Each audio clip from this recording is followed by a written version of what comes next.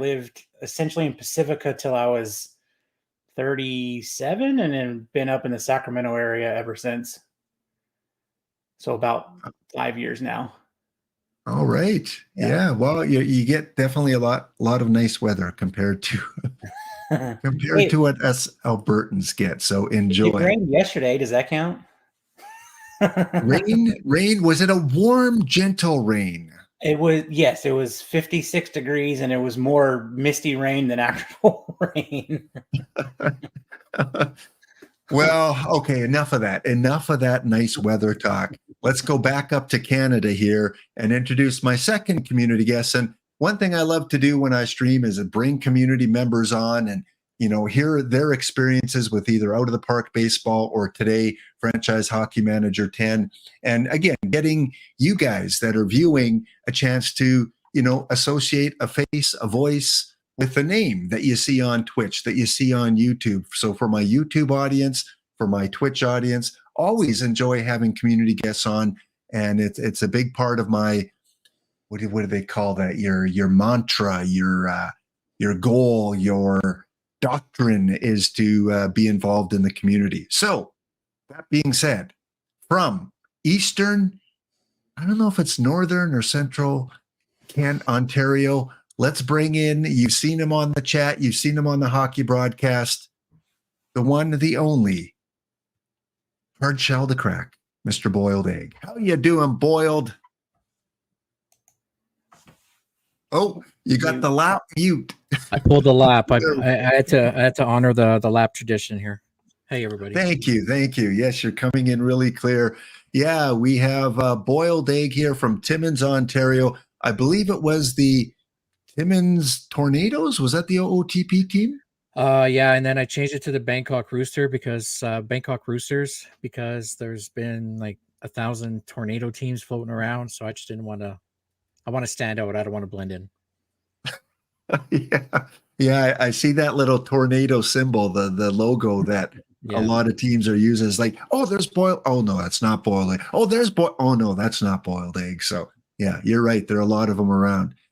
Well, was it raining in Timmins yesterday? No, we're in full blown winter mode. We've already had 3 snowstorms. I've already passed the snowblower a few times. It's winter time here. Pops Dongory's chuckling to himself a little bit there. He's kind of like, hey, I can drive about an hour and a half and get to the snow. Okay, enough. Yeah, well, I mean, enjoy it while you can. I've been to California, been to Oregon, Washington, been kind of down that West Coast. Not any further than, what's further south, Los Angeles or Anaheim? Los Angeles, I think. Los Angeles? Okay. I've been to Phoenix, been to Las Vegas, and then, of course, Idaho, but no one really mentions that if they've been to Idaho. Sorry, Brent. Brent, if you're watching from Boise, Idaho. I've driven through Idaho. Does that count? Well, yeah. All I know is they're known for potatoes, I guess. That's kind of the stereotype. But what is Timmins known for? Well, one great thing about Timmins is that we actually get all 4 seasons. All 4 seasons. Well, equal though? Yeah, pretty well. But we get the extreme. So our summers we hit I'm metric, so we can hit a 35, 40 degree Celsius type of day. Oh. But then in the winter times we'll hit minus 40, minus 45 type of day. Wow. And then it's not so bad. We're used to it. I'm a Timmins loft. I live here all my life, so to you guys, you'll call it a blizzard. To us, we'll call it a Tuesday. So it's not a big deal. Yeah, you probably so you must have a wardrobe full of 4 seasonal wardrobe, like coats and things like that. 100% to get you by. All right, guys. Well, before we get into the game, and yes, we will be giving away a copy of FHM 10, either for Steam or for the PC, whichever suits your fancy, if you play the Fast Spring or if you have a Mac. So stay tuned a little bit later for that. But before we get into that, of course, let's introduce you a little bit more to Boiled Egg 1974 and Pop Stongoria. You see them in the community. You see them on different streams. Very valuable members. Both have gifted subs to my community. And, Pop Stongoria, we had kind of a little side bet. I don't know if you remember that. You probably do. The Seahawks and the 49ers. Yeah, the 40. Go ahead. Sorry. How did that game go? I mean, I feel like my shirt choice was a little targeted today. Well, you guys got close. But yeah, we in my opinion, we handled business. Yeah, I think you guys are a Super Bowl favorite, at least in that side of the bracket there. So again, I don't own anything San Francisco other than a military San Francisco hat, and it doesn't really fit. So I'm going to honor my side of the bet. You gave me a big point spread. So there we go. There we go. A non-fitting San Francisco 49er hat. I mean, I feel like you're just trying to make me feel at home. I'm on a hockey stream. I got baseball stuff behind me, a baseball hat on, a football shirt, and my hockey jerseys in my closet. It's like... Boiled, are you a football fan? No.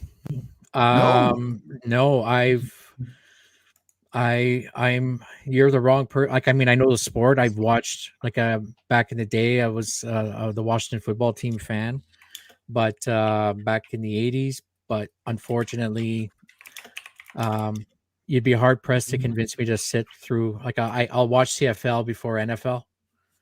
Oh, yeah. So yeah. I guess you would cheer if you did cheer for someone to be the Argonauts, or? I've always been a Montreal Alouettes kind of guy. Oh, right. Yeah, I mean, they won the championship, which was great. But I've always been a Montreal Alouettes. Well, it was my dad's team growing up. Rest in peace. But I just stuck with that. But then again, I always laughed at how comical the CFL was, because, like, it was an 8-team league and had 2 teams named the Rough Riders. I mean, you can't make that stuff up, right? So. Yeah, exactly. Yeah, of all the names out there, and 2 have to have the same. Yeah. Parlez-vous français? Yeah, certainement. I am Lanky Frank Light. You are Frank the Tank Light. Yes. Yeah, all right. Yeah. Well, one day, I have to hear a conversation between you guys about your hockey choices. Speaking of hockey, Boiled Egg will stick with you. I guess a lifelong fan of the Washington Capitals, and tell us a little bit about, how that evolved and why it's not a Canadian team, but an American franchise.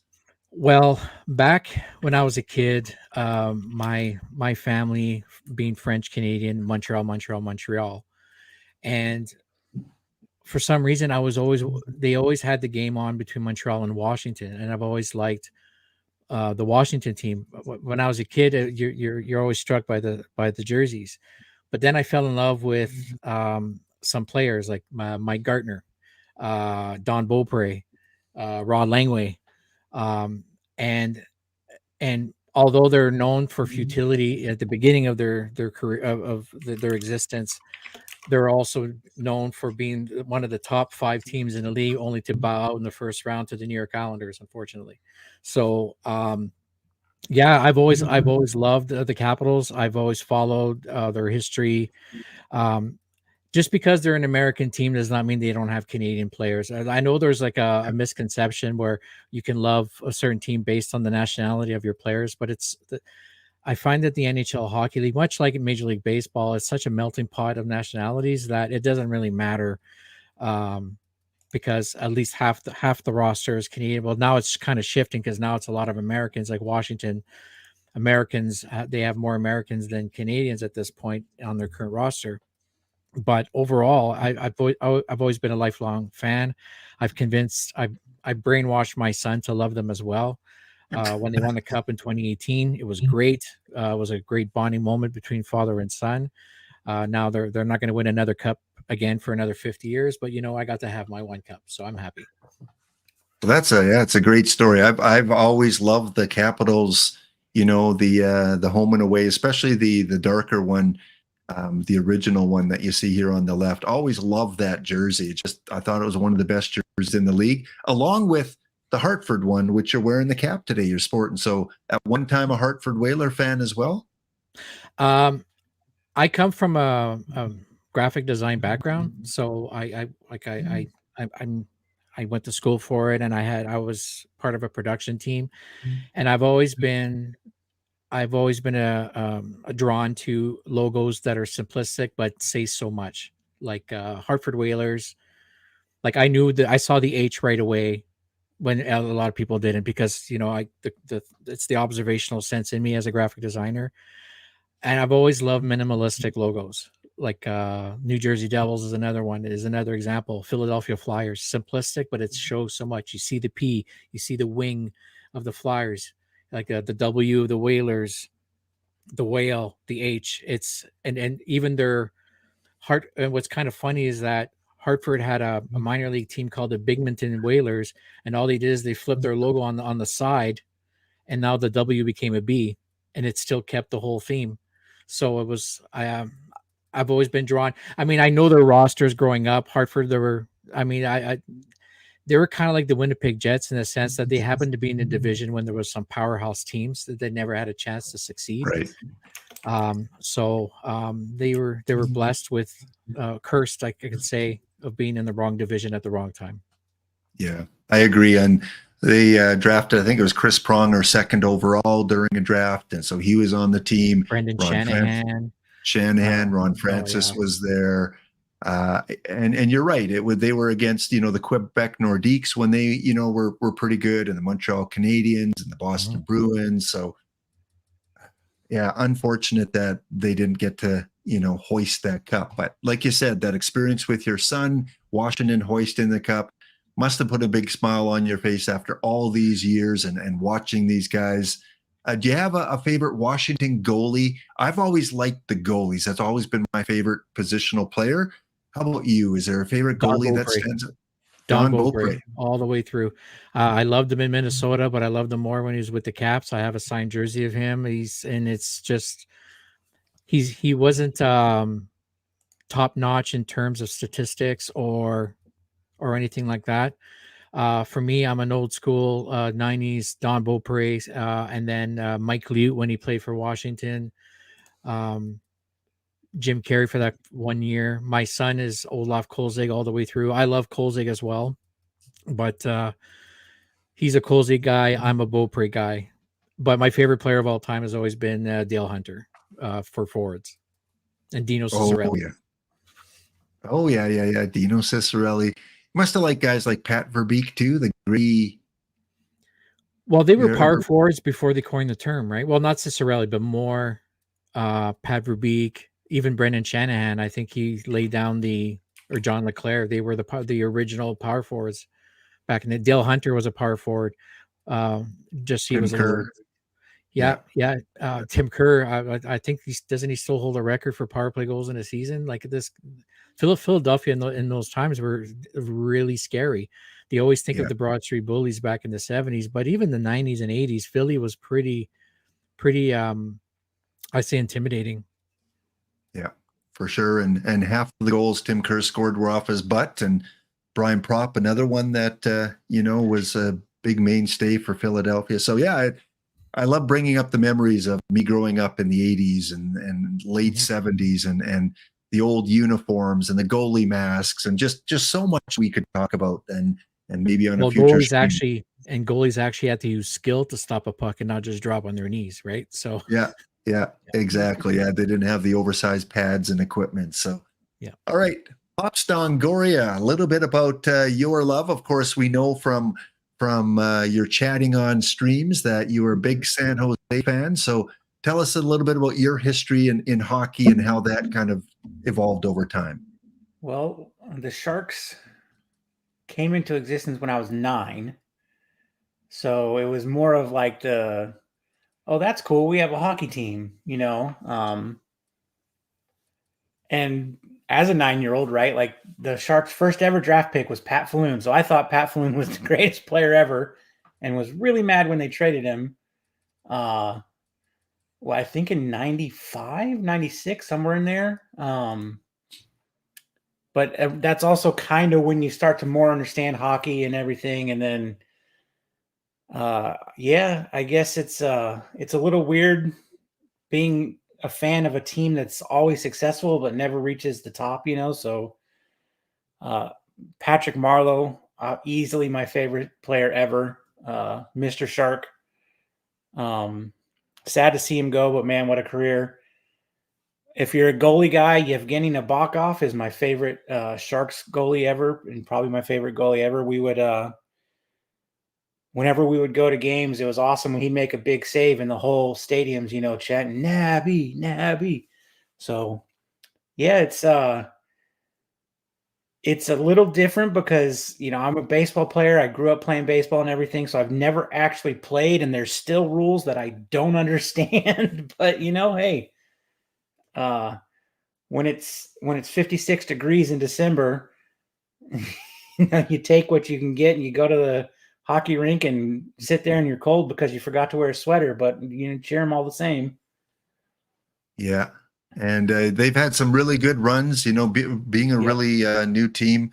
Can't remember which year, but, you know, I think they defeated Toronto in the playoffs and got to the Final Four a couple times. And for me, when I think Sharks, I think, of course, Falloon, the first pick. Marleau, you gotta think Marleau, even Joe Thornton.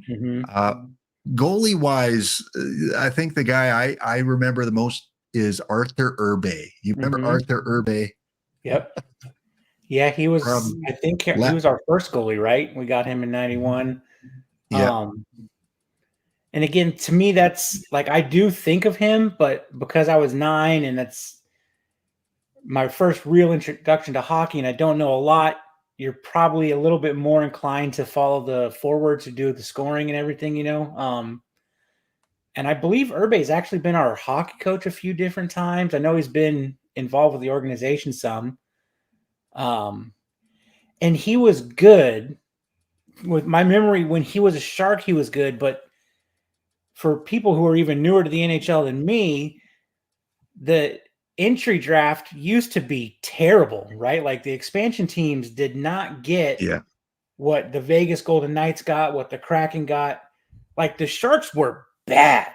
They were really bad because the expansion teams just were not dealt a good hand. It was like, here, you get a top 2 or 3 pick, I think. But other than that, we're going to treat you like you've been in the league this entire time. And it took them a while to be good. So you had some good players from that era that kind of get mired on being on a bad team. So you kind of forget about them, right? Like I think Doug Wilson was on that team early on. Sandis Ozolinsh, I think, is another good player from that team early on. But, you know, when you're mired, I think early we were terrible, like 17 wins or 10 win, 12 win teams, like just really, really bad early on. Yeah. Right up there with Edmonton Oilers in the Smythe division with 11 wins and 71 losses. Yeah. And I know Boiled Egg can relate. Again, the early Washington Capital years were very similar, weren't they, Boiled Egg? Well, the expansion, first off, the scouting was terrible back in the 70s because it wasn't as in depth.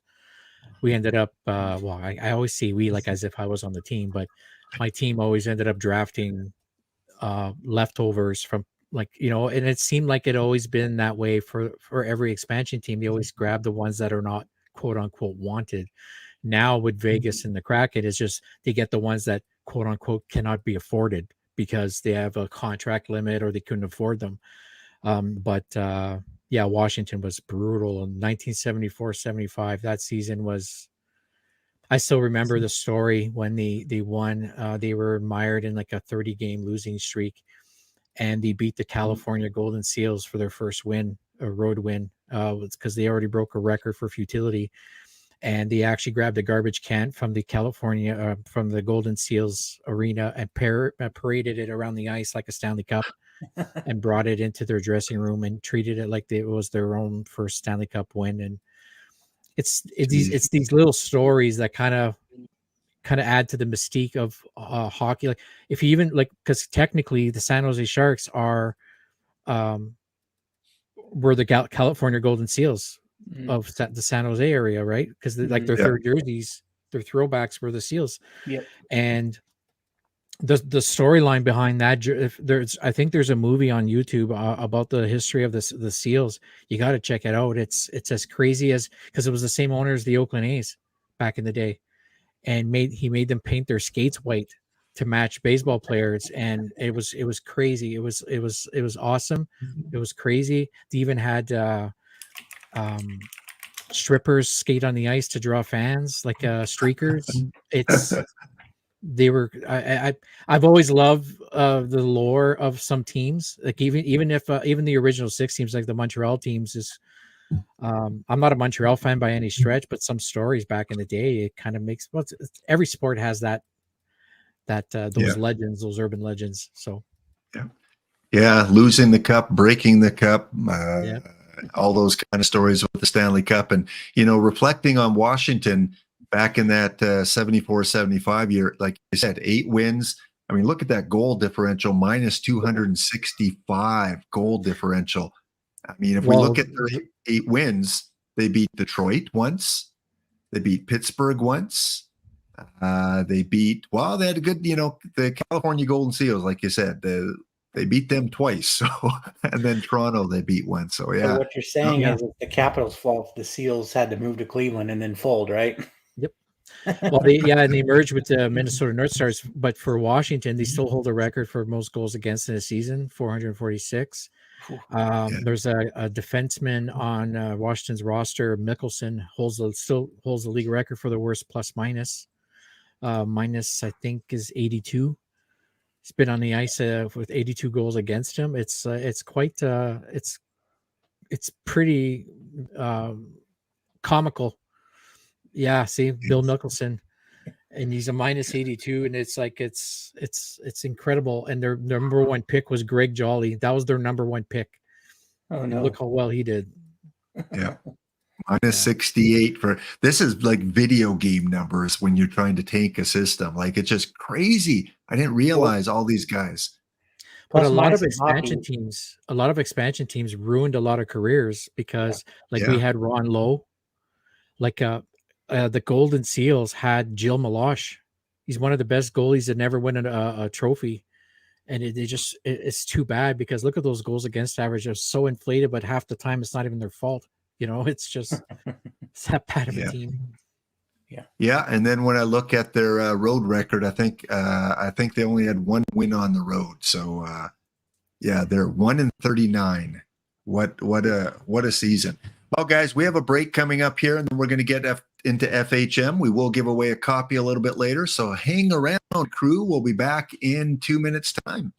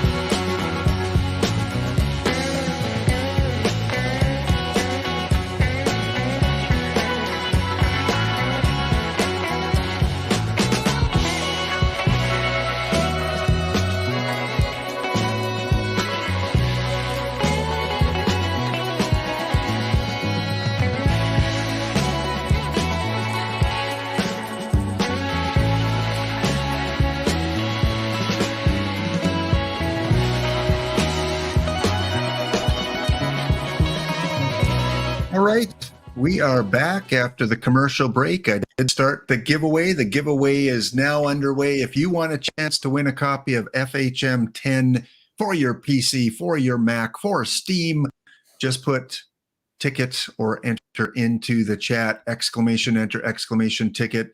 Again, you must be here at the end when we make the draw. If I draw your name and you are not in the chat at the time, I will draw another name. So stay tuned for the rest of the show, guys, and good luck. Enter, ticket for your chance at a choice of your version for Franchise Hockey Manager 10.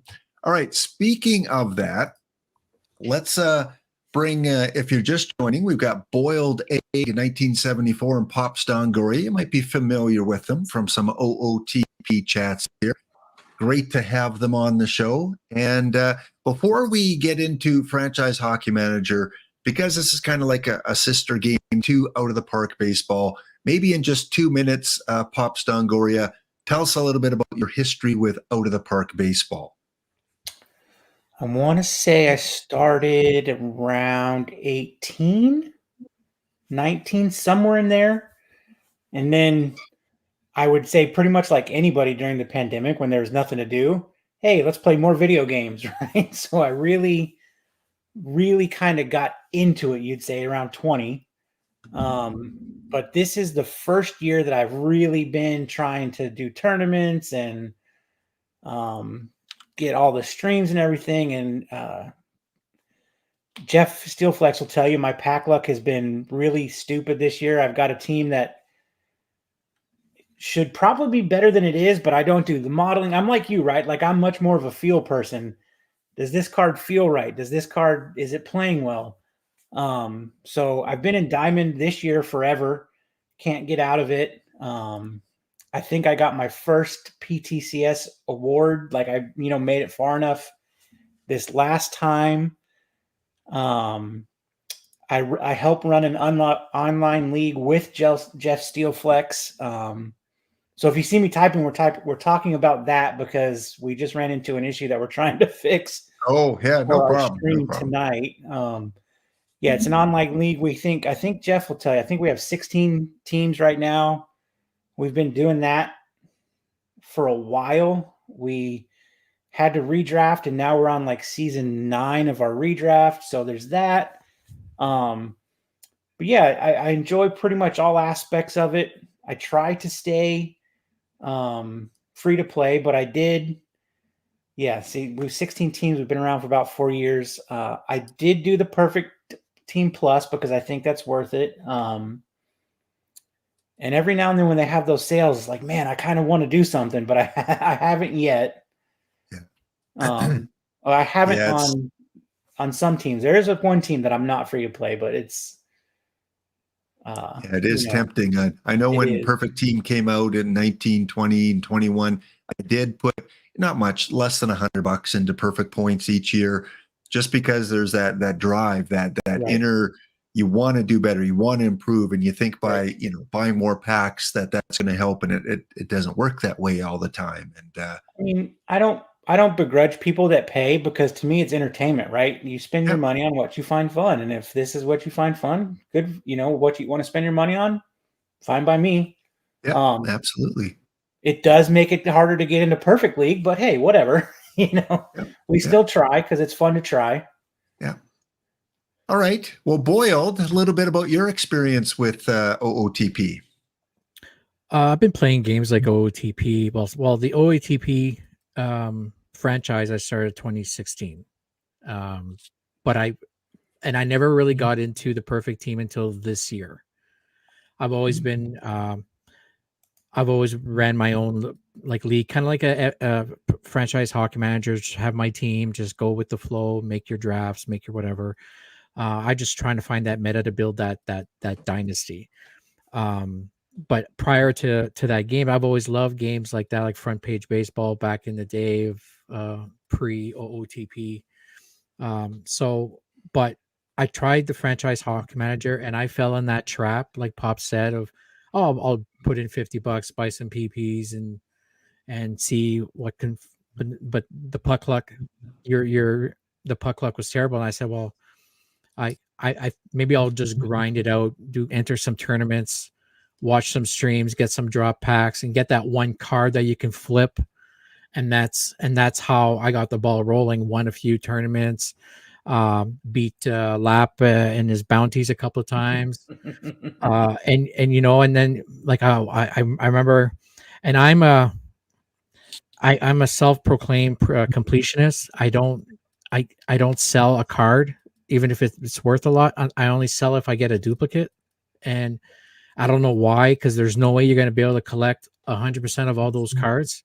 Right. But I come from I'm like a hockey card guy. If I have a duplicate, I gotta flip it. But if I never had it before, I'm gonna keep it. That's why I didn't mind handing in all these missions and stuff and locking all these cards in. So that's fine, no big deal.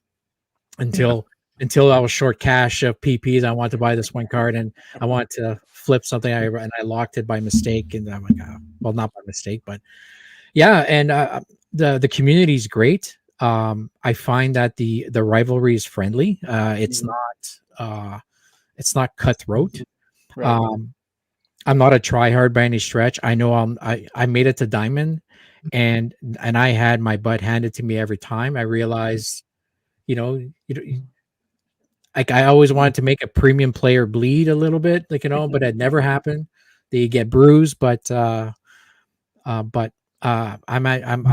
happy with sticking in gold, and I'm having fun, and tried the theme team, and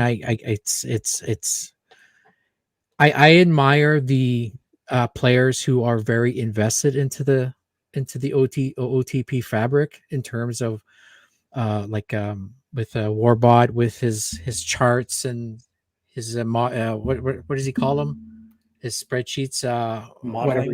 Models, His models, and all players like Warbot, Kidneys, and all that. The list goes on. It's incredible how they found that meta, and I've always been secretly jealous of that. But it's something to strive to. I learn by trial and error, and much like all of you. But I'm happy where I'm at. It's a fun game. It's just fun. I don't see, the thing is that I'm anti-analytics. I've always, I don't know. I don't, like, Lap will understand. You're watching a hockey game. I don't think about what's good 5-on-5 on Saturday nights in October. Like, I mean, it's like, as a coach, as a former coach, you kind of go with that gut feeling. I have that gut feeling. This guy's having a good game. I'm going to keep him in there. So they don't, like, when someone just whips up, when I see a player in the dugout or in the bench whip out an iPad and starts looking over his stats or whatever, or tendencies, I always cringe, because you're missing the game. It's to me, it's the equivalent of going to a concert and filming it on your phone. Yeah. You're missing. I completely agree about, OOTP, as Pop Stongoria as well. We go with the feel of the cards. If a guy's doing well, even if he's not so-called meta, if he's hitting 320 in my gold league, I'm not going to ditch him for a guy that is supposedly better than him.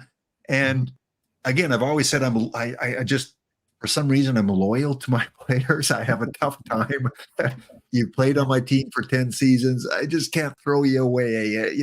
You got to be hitting 120 for me to throw you away, unless you're a live player. Then I have no problem selling off live players, even if they're not duplicates. But historical guys, I'm a little bit bonded with them. And I was a coach in minor league hockey for many years, and I agree. Like, analytics didn't exist back then. We didn't have all these numbers and charts and iPads. We went with the flow of the game. If player 10 is having a great game, even if he's so-called third line, and we're in a must get a goal situation, player 10, get on the ice, because I trust you. I think you can do it because you're having a good game. So, well, I lost my mind when Schneider pulled Barrios in that game. I lost my mind because the analytics told him to do so. I'm like, the guy was dealing. He was raking, and no, you're just going to yank him out in his right in his home team, like his former team. It's like, I don't know, man. I guess I'm going to have to defend analytics a bit. Like, they're great in preparing, and hey, we've put in a relief pitcher, what is their tendencies and stuff like that. But yeah, I mean, I'll agree in general. We'll get philosophical here, I guess. I think, and Bruce Bochy, great example, right? He he'll tell you he believes in analytics. He wants all that information, but he also lets the game dictate what he does, not a computer printout, right? Yeah. Like, and another one we used to talk about Barry is what, a couple years ago when the we're getting away from hockey here, I guess, but when the Rays lost to the Dodgers, Blake Snell's gone 5 2/3 or 6 innings, haven't given up a hit. He walks Mookie Betts, and Cash pulls him out of the game. It's like, what are you doing? That's your ace. He gives up a walk, and you take him out just because it's the third time through the lineup. That stuff, because I was a pitcher, right? Like, that drives me bonkers when somebody's dealing, or like you said, number 10, whoever, somebody's skating their butts off and they're just dominating the game, and you take them out. Like, what are you doing? Yeah.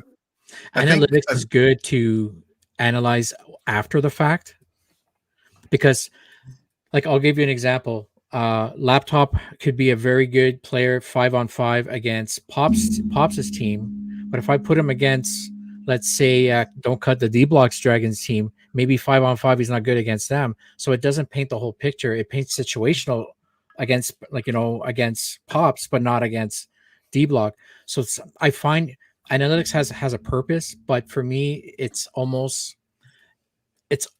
think I go analytics as far as plus minus, and even then plus minus in hockey is a fringe stat, but it's a good argument to have. It's a good debate. I see pros and cons on both sides, but there's nothing that beats your gut, and that's what makes a good coach a good coach. You got to read the game. And it's different with out of the park baseball, the simulation, because it's coded. So if they've coded in third time through the lineup, it's going to impact you more than not third time through the lineup. But real life is a different situation. And I guess we play devil's advocate and go, there's just as many people that said you should pull them based on analytics. And if you leave them in the game, like many times it happens, you leave a guy in too long, and then, okay, he's going to get the next guy, and he doesn't. Okay, he's going to get the next guy, and he doesn't. And then you got bases loaded, no one out, and you getting all the naysayers going, see, analytics said you should have pulled him, and you didn't. I think that's also... Oh, go ahead, Pops. I was going to say, that's a little bit of welcome to being a fan, right? Like, the managers are always managers, head coaches, whatever you want to call the guy in charge. They're in such a no-win situation because every decision is just going to be so analyzed to the bone, Yeah. It's a damned if you do, damned if you don't kind of a thing. Yep.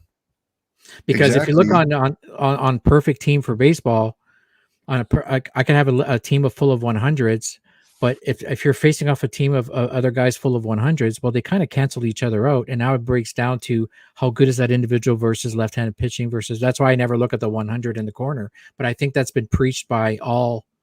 I remember Warbaugh pretty much hammered that down in my head. That never look at the number on the corner. Always look at the. So sometimes I see a roster of Jackie Robinson, Mickey Mantle, and all the new immortals. I'm like, I'm going to get crushed. But then sometimes if I'm matching it blow by blow, well, it turns out to be a half decent baseball game. But that's when the randomness of the game comes in the coding, and because I've seen some great teams get dismantled by not so good, and then you can't see. Well, that's luck of the draw. Well, not really, because you've seen Tampa Bay in real life has won games against teams they had no business beating, but they're just damn well coached. They're just so well coached. Yeah, trust the gut. And I mean, hey, you beat me in some perfect drafts, so flukes can happen once in a while. You just get the random dice draw, and there you go. Yeah. Hey, I beat Isadolfo in the Saturday Iron Tourney yesterday, so that was cool. Oh, nice. Yeah, those are always fun. In your chat, I took home the whole tournament on my PAX only team, so I got the perfect pack choice to pick from, and I think I'm going to take the Randy Johnson out of that. Oh, was Arrieta a choice? No, it was not. I think I had. I can pull it up really quick. I'm pretty sure. I was lucky enough to get Arrieta and really no one else in my choice pack yesterday. So then do you keep him because he's probably going to be meta till the end of the game, even in the bullpen, or do you sell him for the $700,000 and buy 3 or 4 other players? It's always, what do you do? All right. Well, while you're doing that, we're going to get into the FHM again. If you're just tuning in, exclamation enter exclamation ticket for your chance for a copy of FHM 10. We'll be giving away at the end of the stream. You gotta be here when we do the draw, though, for your chance to win. So, Pops, we're going to start with you. Pops Dongoria is new to FHM and just starting to play the game now for maybe 2 or 3 weeks. Give us kind of the rookie look at Franchise Hockey Manager. So I've got your screen up now. Kind of walk us through some of the things you're doing, some of the good things, the bad things, the struggles, the accomplishments. Sure. The floor is yours. Okay. Yeah. So really just started this season playthrough. Looks like we've played 9 games so far, playing the Sharks, of course. And so what I'm doing now, and what I kind of struggled with, and maybe Boiled Egg knows, is when I looked it up. I looked for videos, and I've seen people be able to drag on the line for whatever reason. I don't know if it's a setting or anything. I cannot drag anybody. And so what I eventually figured out is, like, if I want to move Eklund around, I can click him and I can highlight him, and okay, I'm going to change him and Barabanov if I wanted to, right? But I can't figure out how to drag and drop. So that was a little frustrating to get through. But once I at least figured this part out, I was like, hey, David Quinn, Eklund should be on the top line with Hurdle and Declare. So I'm going to put him on the top line with Hurdle and Declare in my game. And funny enough, I think Bordelot is actually my leading scorer right now at center position, and he's down in the AHL. So again, hey, Sharks, get your act together. But yeah, once I figured this part out, I've had a lot of fun saying, I think this is what the lines should be, not what the lines actually are in real life, So that's been fun to kind of watch. My thing that there's the 2 other things that I'm working on right now is I'm trying to figure out a little bit of, and since we're talking about Eklund, since he's kind of like the young guy on the Sharks right now, what I've been trying to figure out is, okay, so we got goal scorer, he's rated a 10, and sniper 10, and all these ratings. What I'm currently trying to figure out is it better to try and mix and match what they're highly rated at with people on their lines, or should I always just, okay, well, apparently his best trait, Eklund, is a counterattacking forward. Should I just make him a counterattacking forward? So that's the stuff I'm trying to figure out right now, right? Like, what works the best with how to change, because you can just click on that, right? And you can change what they're doing. And I will say, none of the interface probably needs a little work, but none of it so far has been anything that I haven't been able to figure out as I keep going, right? Like, it starts to make more sense. But being a first-time player, I've got to make sense of it, right? I've got to work through, and I've got to go, and I've got to figure things out. The other thing I'm trying to do, the Sharks in real life suck.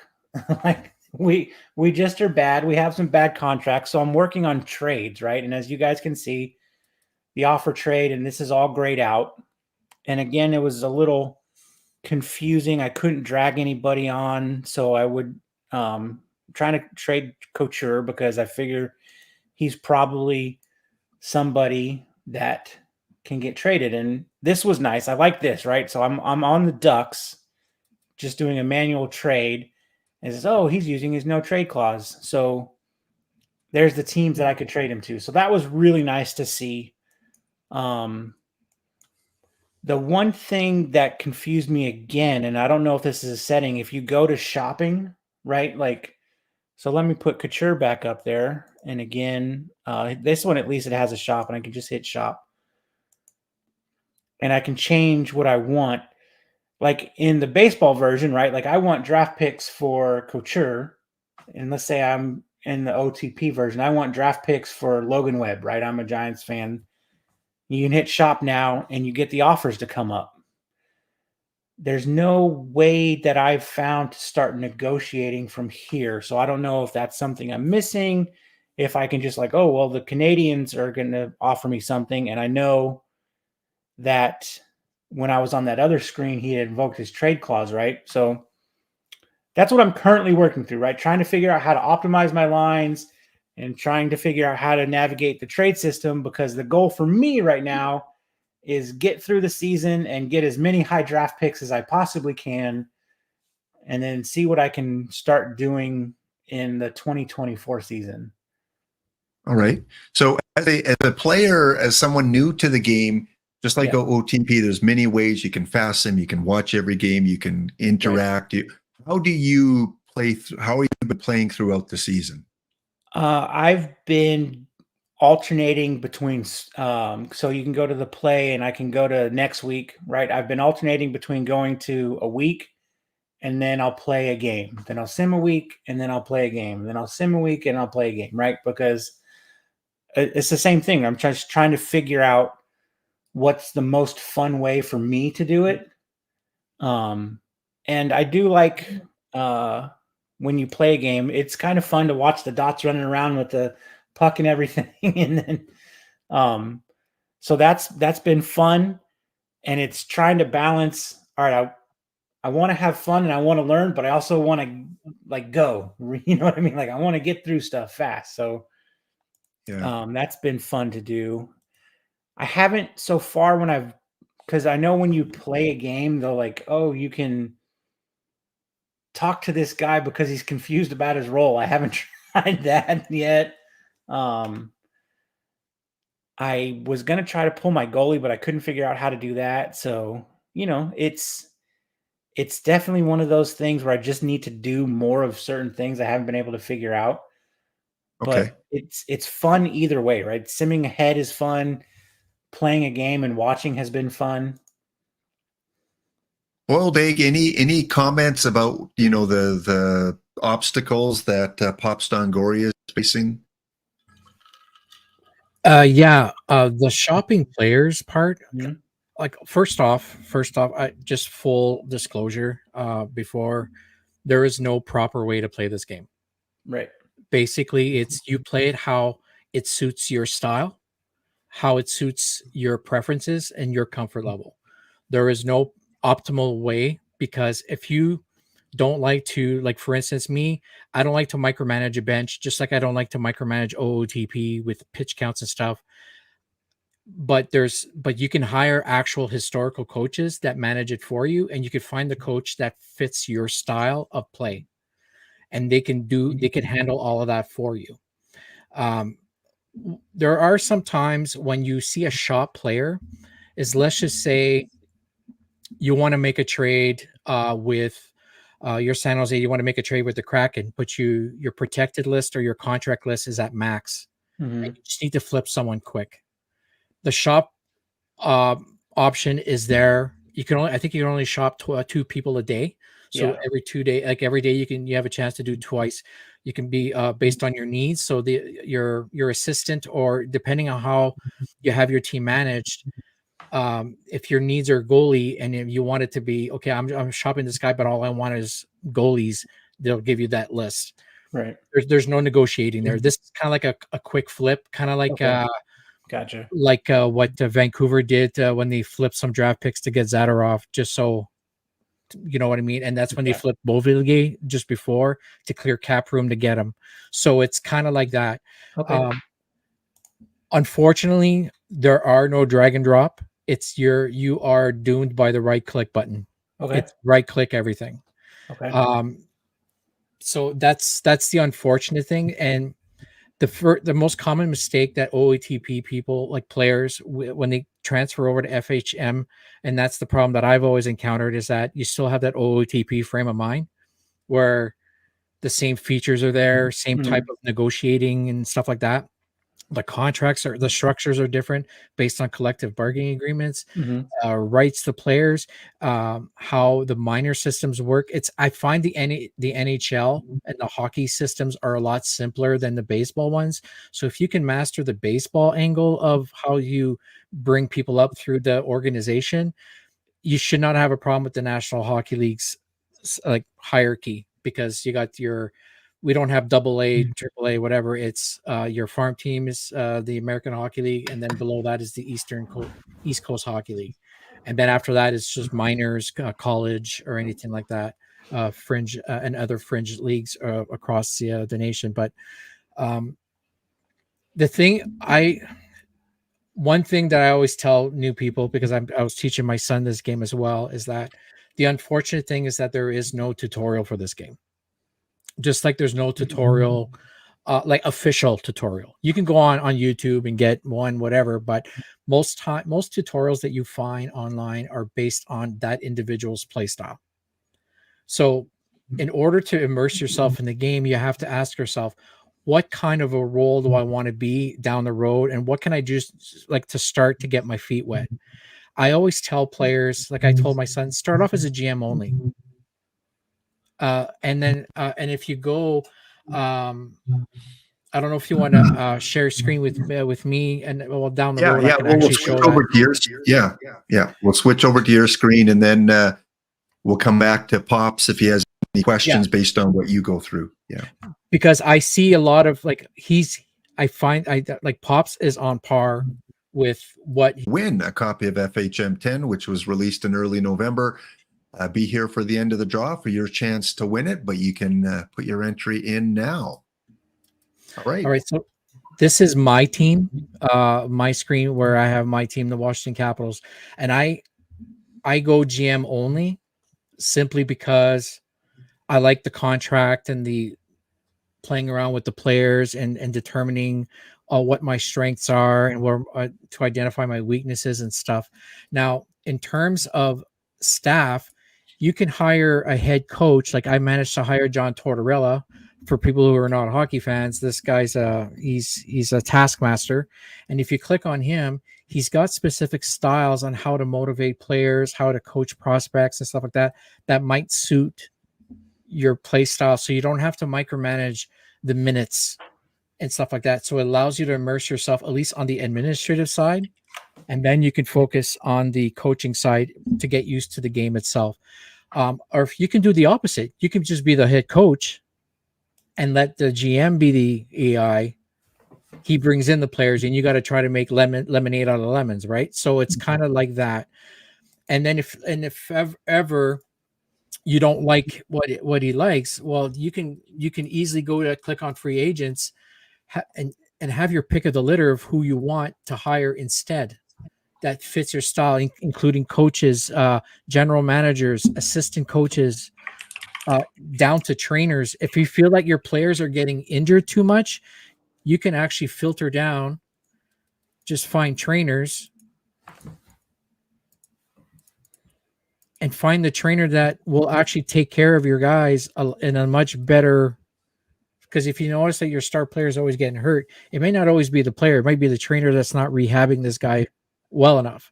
So but that's the thing, is that sometimes, like, I'm going to go with my manager options.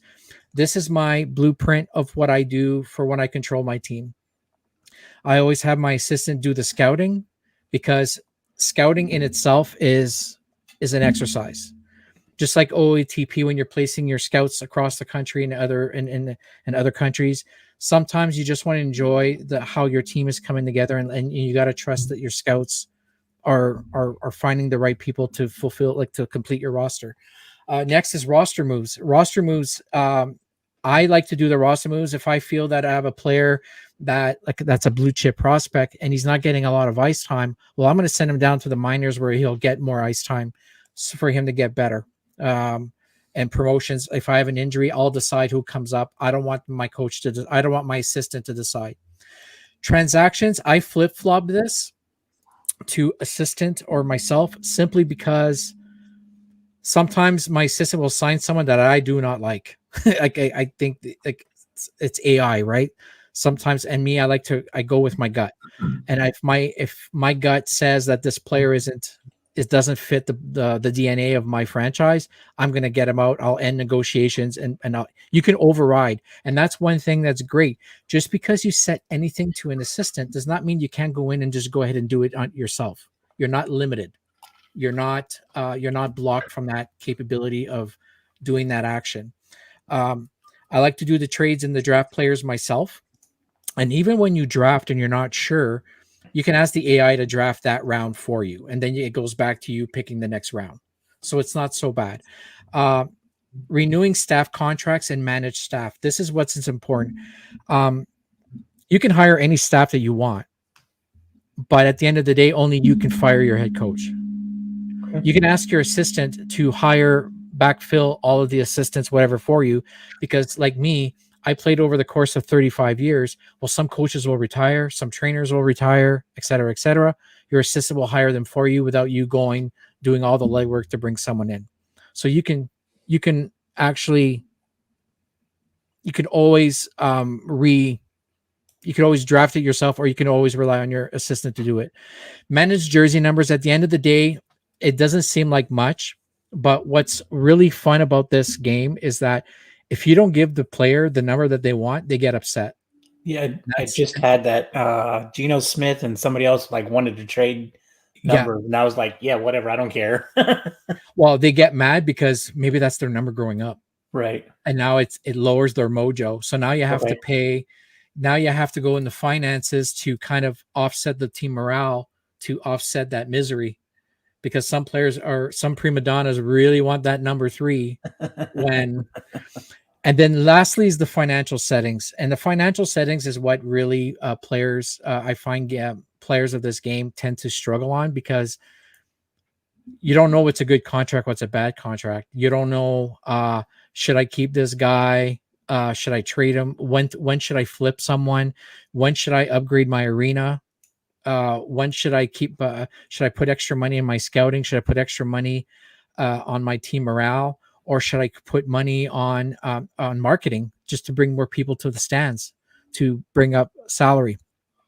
Now, you mentioned something, Pops, that's something that I despise as well, is that every time you want to simulate, it always stops. It always brings you to the inbox. Uncheck when you receive a personal message. It's going to sim right to that date that you want. Okay. The only problem is that if you had a personal message in terms of like the media is bashing your star player and you want to reply to it, sometimes you'll miss it. So sometimes during the season, I always keep it on, but off season, I take it off so I can just skim right through. Right. Because off season, it's such a pain in the butt. You want to sim through to the draft day. Oh, so-and-so had a training regimen change today. And it's kind of some of these personal messages are kind of redundant. And the other ones, and the thing is that this is my style. This is not the optimal style. This is the way I like to play it. And then when you come to finances, and you talked about trades, trades is another really cool thing where you select what player that you want. I'm going to say Colorado, and I'm going to look at the Colorado players, and I want him. I'm going to add him here. Well, if I bring up a capital player so I'll just throw in some guy, he'll tell me it's a balanced offer. But if I grab someone that I know he won't like, I'll give him a fringe guy. He'll give you a little thing. Oh, I don't think he's going to like this. Well, you can say, make this work. And you say, okay, well, I want these guys.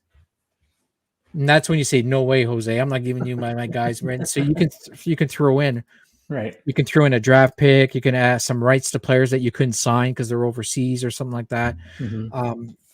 But it's right click. Everything is right click. Okay.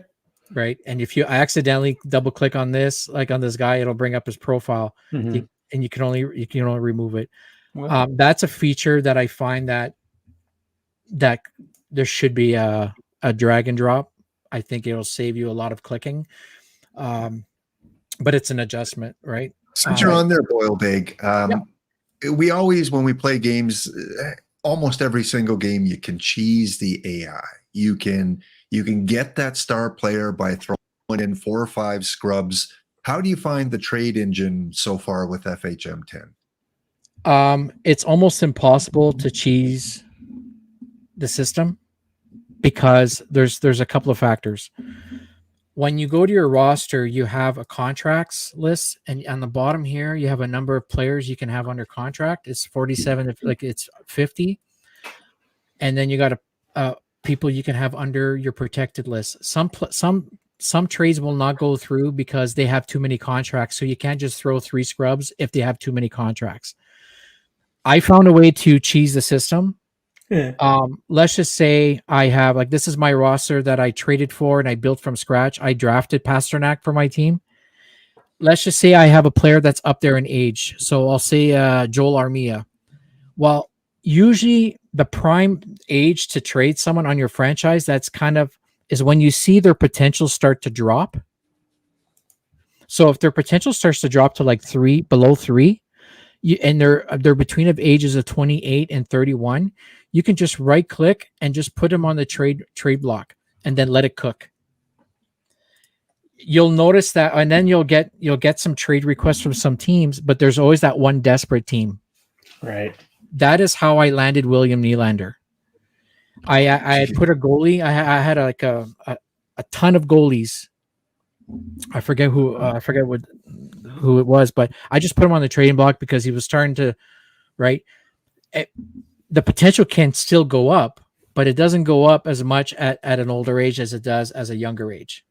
So I just flipped him up and I let it cook. And then suddenly I'm getting a trade request. Okay, well, I'll trade you Nylander for this guy.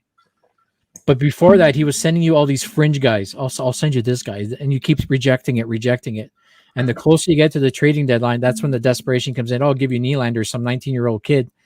He's not doing anything for us. Okay, I'll take him. But the thing is that people who know hockey and recognize these names will know how good they are, and you're going to make that deal. So if you're playing with fictional players, I would not accept a trade if their potential is not less than 3 and they're under the age of 28. So they're going to improve in the minor leagues.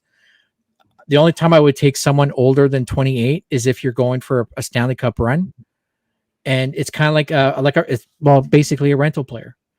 So if you have too many prospects that you can flip, by all means, flip the guy and get a 30-year-old for your playoff push, but you're not going to have them next year because their contract's going to expire. It's classic baseball or sport management, right? So is this 4-star is the top or is 5-star the top? 5 stars the top. Okay. I'll click on Pasternak for now. It's very different in terms of how you rate a player compared to OOTP. Mm-hmm. OOTP, you have all these bars of what's good against left-handed, whatever. Well, if you hover your mouse over their I call it their player profile. If you hover over a pointer shooter, these are the stats that you're looking for over here. That shines red. So the better the stat, it's same thing like OOTP. If it's blue, it's good. Mm-hmm. If it's red, it's bad. So if you need a goal scorer, like this guy would fit the mold. But if you're bringing in Pasternak for defensive playing, you're not getting your bang for your buck. But that's not why you're bringing in this Pasternak guy. You want him to. So your +5 rating does not always, like your 5-star rating does not always equate to offense. For instance, I had a highly defensive defenseman. He was a +5, like a 5-star, but he was 5 everywhere, like defense, physical, and mental, but nothing in offense. So you got to take this with a grain of salt. You got to look in your, my son would always say, well, Dad, I got all these, I got Ovechkin and Backstrom, I got all Crosby, so and so all on my team. I said, yeah, but who's going to be on your checking line? If you have no one on your 3rd or 4th line to stop those other guys, and you have offensive guys that have poor defensive profiles, you're dead in the water, right? So you don't need to have all these superstars. It's kind of like in baseball with the live players. You can actually hit a home run with a bronze player, literally. I'm looking at you, Joey Gallo, and slap him on a good lineup because he provides that missing link, or a Jeff Mathis. He's good. He's average everywhere else, but he's really good defensively. Well, if I have a Siegenthaler, he's not a good scorer, but he's very good at stopping a 2-on-1 or just on this defensive play. Well, you still scored a half decent player. Not everyone needs to be a superstar. Is it like OTP where, the pitcher BABIP's meta, the power is the eye is meta? In NHL or FHM, is there certain categories that are better than others? It depends. It depends on the profile of the player. So if I want Nylander to be good on the top two lines for power play, or getting accurate, like like being accurate with their shot, or getting themselves open, or just straight up passing, or someone who has a great shot, this is where you decide where they fit in your makeup of your franchise. I wouldn't want 10 guys who have a shooting range of 7 on my team. That means they can't make a shot. They would have to be up close on the goalie, right? But this is where the micromanagement comes in. That's why you let your AI coach to make lemons out of lemonade, or sorry, lemonades out of lemons. But you got to find the coach that fits your style. Like, do they coach well? Do they motivate well? Like, there's a thing called Gretzky's office. For people who don't know, Wayne Gretzky is the greatest hockey player of all time in many people's opinions. His office is where? Behind the net. So he's a good playmaker when he's behind the net. I find these little charts kind of help you develop what kind of player. Like, if you have someone who's a great passer, you're going to want someone else to put on that line that's also a great shooter. Kind of like, right. So you don't want playmaker. You want playmaker, shooter, maybe checker, exactly. grinder, or exactly. 2 playmakers. Okay. You got to be you got to be in a hockey frame of mind. Like baseball. It's kind of like the baseball meta is, you want someone who's good contact. You want someone who's good power. You want someone who's good defensively. That's why your shortstop's always your defensive stalwart. With the odd offensive left field he can be weak on defense, but he'll give you a lot of pop, kind of a thing.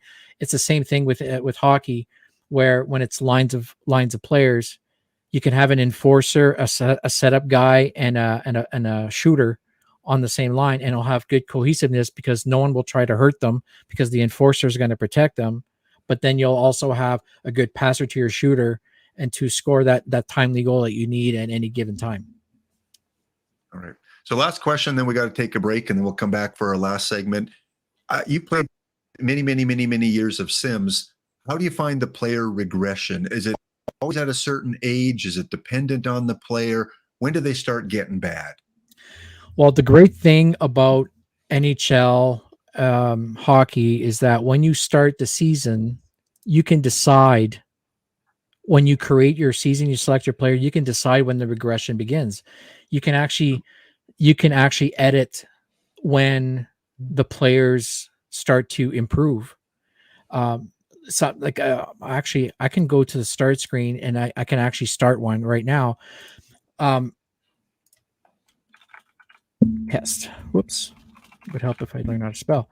So, the thing is, in my current save file, they start to regress depending on the player's health bar, their stats that they're putting in the previous season, and their how vulnerable they are to injury. Because, like, for instance, I had Jaromir Jagr play till he was 52 in my league, right? But I had some people retire at the age of 32. Right. It all depends on it. It doesn't always follow the mantra of real life people. Like, although I think Jagr is going to play till he's 75 at this rate, but there are some players that will play. Like, for instance, remember Paul Kariya? Lap.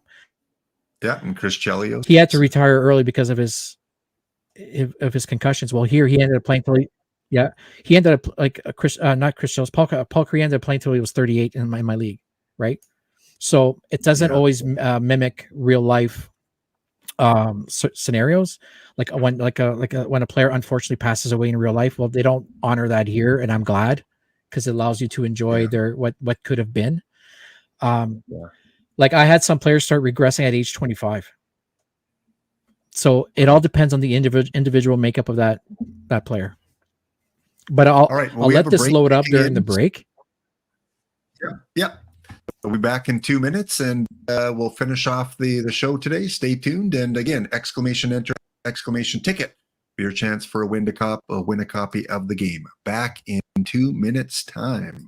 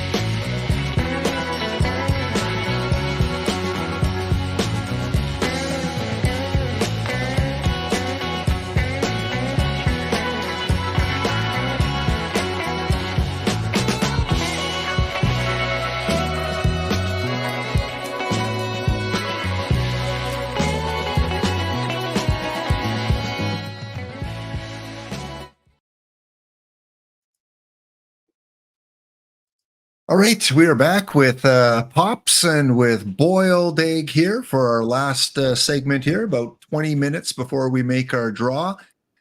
And again, if you're just getting into FHM 10 like Pops Dongoria recently, many ways you can play the game. You can play a standard game. That's your typical kind of franchise game. You can go back and play a historical game from all the way back to 1909. You can customize your game, customize your leagues, your teams. You can also play an exhibition game. Pick any two teams from history, have them play a 3-game, 5-game, 7-game series. You can customize it. And historical challenge where you are placed into a situation in history. You are part of the 1999 Detroit Red Wings, and you have to see if you can replicate a Stanley Cup win or get them to win the cup. So it's not just base gameplay, many ways you can play, just like with out of the park development. So let's go back. Boiled Egg has started up or is in the process of starting up the game. Pops, have you tried any of the other versions? Not yet. That was next on my list. Because I was hoping to maybe beat Pittsburgh in the Stanley Cup Finals. What was that, 2018? Something like that. I forget. Whenever it was, we lost. Need to rectify that situation. Well, while we're waiting for Boiled Eggs game to load up, we're going to pit your two teams against each other. So what was that bad year in San Jose, 2000? 91 was our inaugural year when we were terrible. Okay. Going to post the 91 San Jose Sharks, and we're going to have them play those historical Washington Capitals from 1974. We're going to get the two easy bad win for San Jose. easy win for San Jose. All right. And again, you click the little play button in the top right-hand corner. You can go and you can look at the lineups. Man, I don't know. San Jose, a top line of Cristal, Laframboise, and Williams going up against Washington's Mullen, Kissio. Oh, no. Mullen, Kissio, and Falloon from San Jose, and the others were from Washington. So I think you might be right. So we can go and we can play. Let's play a 7-game series. And what do you guys predict? How many wins for Washington, Boiled Egg, in 7 games? 1. Ooh. And I'm being What do you generous. think? Pops, how many wins for Washington? Man, I was gonna say 2, but since he says he's being generous, let's go with the Sharks somehow getting a clean 7-game sweep. Because Okay. go big or go home, right? Oh, Yeah, I'm going to go with 3 for Washington. Let's see. Oh, Let's boy. play all 7 games I'll have out. what you're having. Oops, we want to sim the end of the game. And I know you said you like to watch the little dots go back and forth. Again, you don't expect out of the park baseball kind of graphics. They're 10 to 15 years behind out of the park baseball. Remember, they're only on version 10. So it could take a while. Okay, let me go back. But it's also a much more continuous game, so I'd imagine that graphics engine would have to be a little beefier than what you have in OOTP, Yeah, true. Yeah, Okay, for sure. 7 games, and you can sim them all at once. And let's see how this ends up. Oh my God. All right. 2, 5. You guys won. Oh, 5-3. Or Wow. yeah, 5, I guess.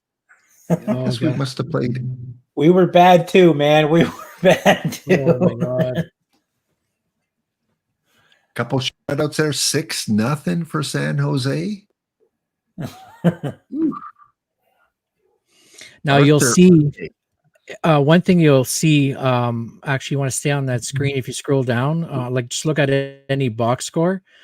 If you're a coach and you want to see how well your players has played, you got 3 grades. You see those color grades of that game.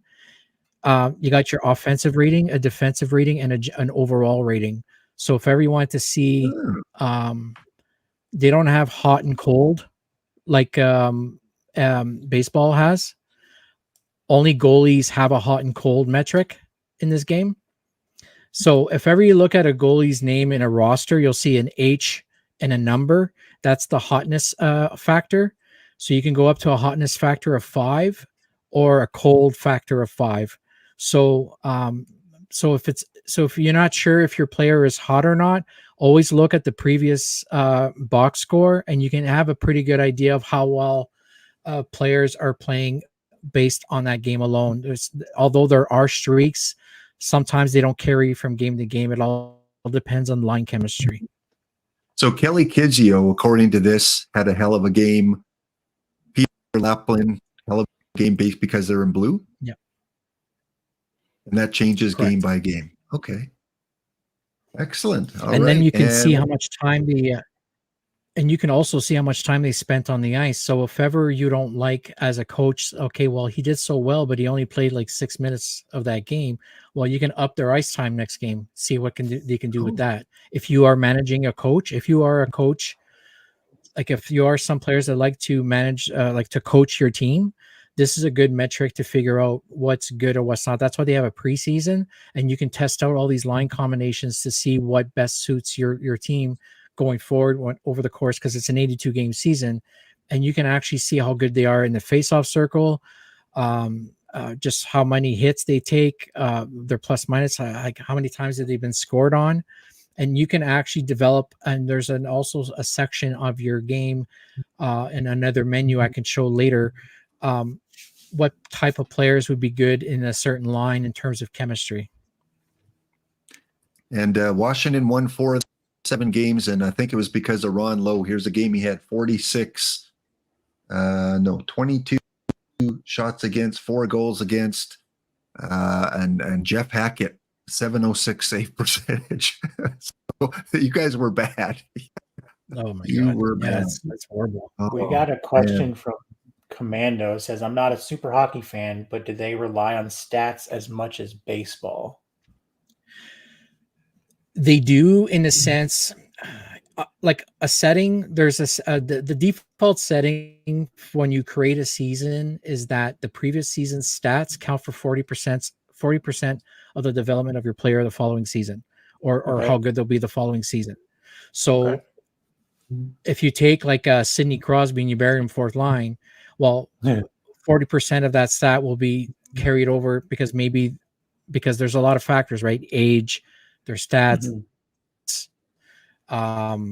their curve in terms of development. But there are some factors. Stats do factor in, but you can either make that 100% or as little as 0% a factor.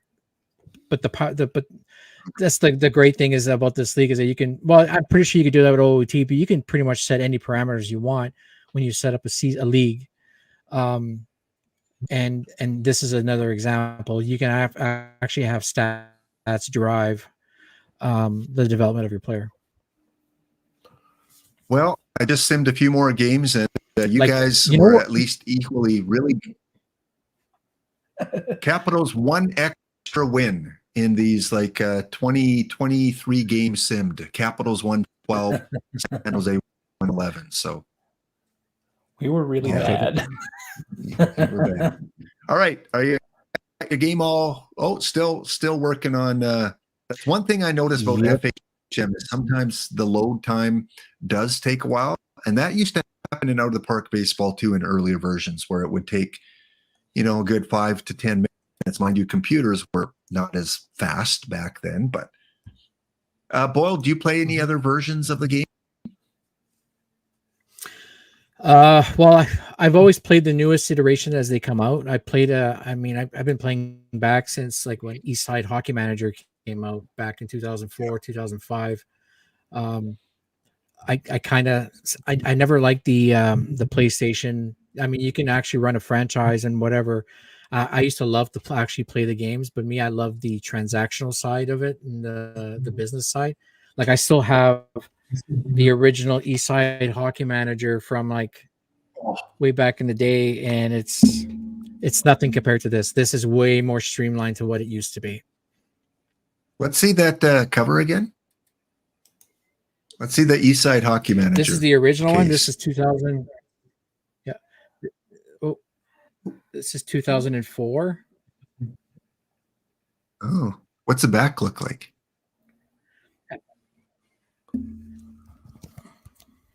Oh, hold on. I gotta play with the. Yeah, the automatic Jeez. focus there. Let me see. I'll take off my my focus. There we go. Oh yeah, there we go. Oh, very cool. So Sega, that was when it was, I think, Sports Interactive and Sega. East Side Yeah. Hockey Manager, yeah. And loved it. and Sega pretty much had the control up until 2005, and then Franchise Hockey Manager started floating around, creating their own, and then once they got the licensing, they ran with it.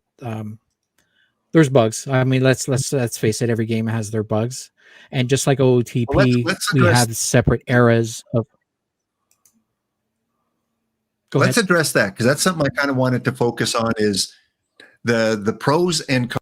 We'll start with Pops. Give us a couple things you really, really like about the game and a couple things that frustrate you the most. And maybe you mentioned them already before, but let's kind of summarize your pros and cons. Give me two of each. What I like a lot is I like that it's set up that even though it is different from OOTP, you just spend a little bit of time and stuff becomes self-evident, right? Like it's not to the point where I can't figure out how to do anything. So it's still user-friendly in that sense. I like I kind of like, at least early on, I like the micromanaging aspect of it. And I like to be able, and this could be because I'm a fan of a team that's really bad right now, right? Like I like being able to control the lines and what type of player people are, so I've had a lot of fun with that so far. And again, David Quinn, you need to play Eklund with Hurdle. Get it through your head that Eklund should be playing with Hurdle. Because, and it was talking about with Boiled Egg, right? Like, well, if I want William Eklund to really progress to the player he's going to be, why am I not going to put him with the best players on the Sharks and give him the best opportunity, right? So I've enjoyed being able to say, David Quinn, you stink. That's been fun. A con right now, it is a little slow on the sim time and everything. So if you're in a rush to try to go through stuff, at least what I've found so far, it's going to take you a little bit more time to do that than it would in OOTP. But it's not like to the point where you put the game away because you're so frustrated, right? It's just a little bit slower, but it is a con. Like if we're being honest, it's a little slower. And then the lack of drag and drop in certain places. I would like to see more drag and drop available because it's easier for me. But again, I'm going a little nice because I haven't got into it huge amount yet. I'm trying to.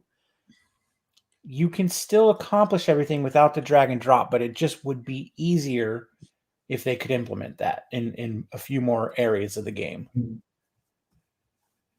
All right. Yeah, no, it's fair criticism, and also some accolades for some of the good things. Boiled Egg, it's better to ask because you've played the crap out of this game in the last couple months, or last month, I guess.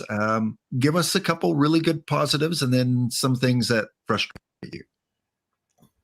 A couple of positives for me is by default, I try to draw parallels between this game and the publisher, right? OOTP, in terms of their baseball game, because I know it's two different people programming it, but the DNA is still the same. The only what I love about it is, I just love how it's all in your face, and there's no kind of trying to deciphering what each slider means. It's pretty it's using like layman's terms to try to explain how to sign a player.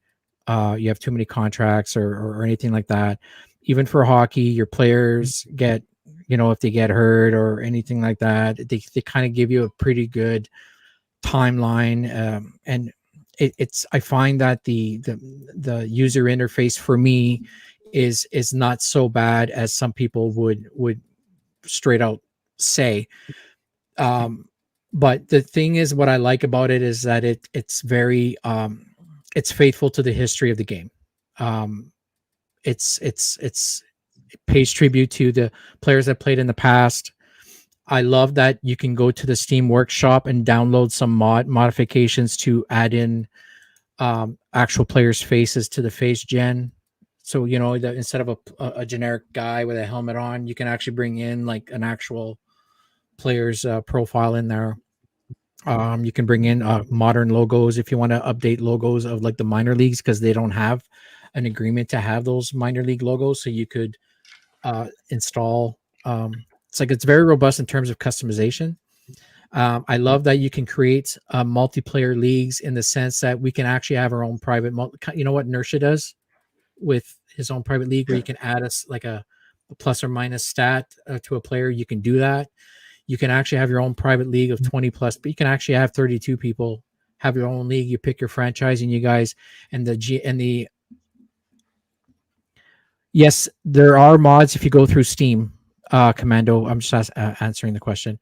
It's go to Steam, Steamworks. There's a link to it on the. I don't know if you see, like if you follow my mouse when he's sharing the screen. Steamworks. You click on that. It brings you to Steam and to the Steamworks page of where you can download some mods that you might like out there. What I also like about this game is that you can actually import previous versions of the game into here and continue the season. So you can bring in, if you played FHM 9, you can actually bring in the game from your previous saves to continue your season, so it doesn't just go off the wayside. We can see, just before you continue on, again, all those menus are at the bottom of the game when you import it. And one thing, while I'm thinking about it, is one thing that can save you a little bit of time simming games and starting a new game is unchecking a lot of these leagues here that you see. Because if you leave all these leagues checked, they're bringing in statistics and game files from all those leagues, which is going to add to your amount of time. So if you don't care about Denmark and England and Finland, uncheck all those and just stick to the NHL, which you have to keep on, the AHL, and then maybe even the Canadian junior leagues if you want to keep track of those, or the US league. But otherwise, save yourself a heck of a lot of time in the sim process by checking these leagues here. So Boyle, the biggest frustrations, and again, oh, sorry, go ahead. Yeah. I was just going to get into the frustrations. The frustrations for me is I'm with Pops. Sometimes the messages are a little, they're smothering, like personal messages. Although you can disable them, the risk of disabling them means you might have missed like a significant injury. And the person's out for 4 months or 2 months or indefinite, and you don't realize it until you lost 3 games in a row. Unless you look at your roster daily, it's kind of, I find, and I'm glad that you can mess with the frequency of the injuries, that you can limit that. But if you want it to be realistic, it's kind of, sometimes the private messaging is a little, it's a little out there. There are some bugs where if you play a historical game, I'm speaking strictly on historical, because if you're playing a current one, a regular game, it'll create random players, like a fictional players, the longer you go, if you like further in the future. But if you play a historical game, sometimes it doesn't honor how, like for instance, how the rules were in NHL, like back in 1917. Yeah, it's kind of like the dead ball era. Well, back there was a dead puck era where a goalie wasn't allowed to drop to their knees. They didn't wear a helmet.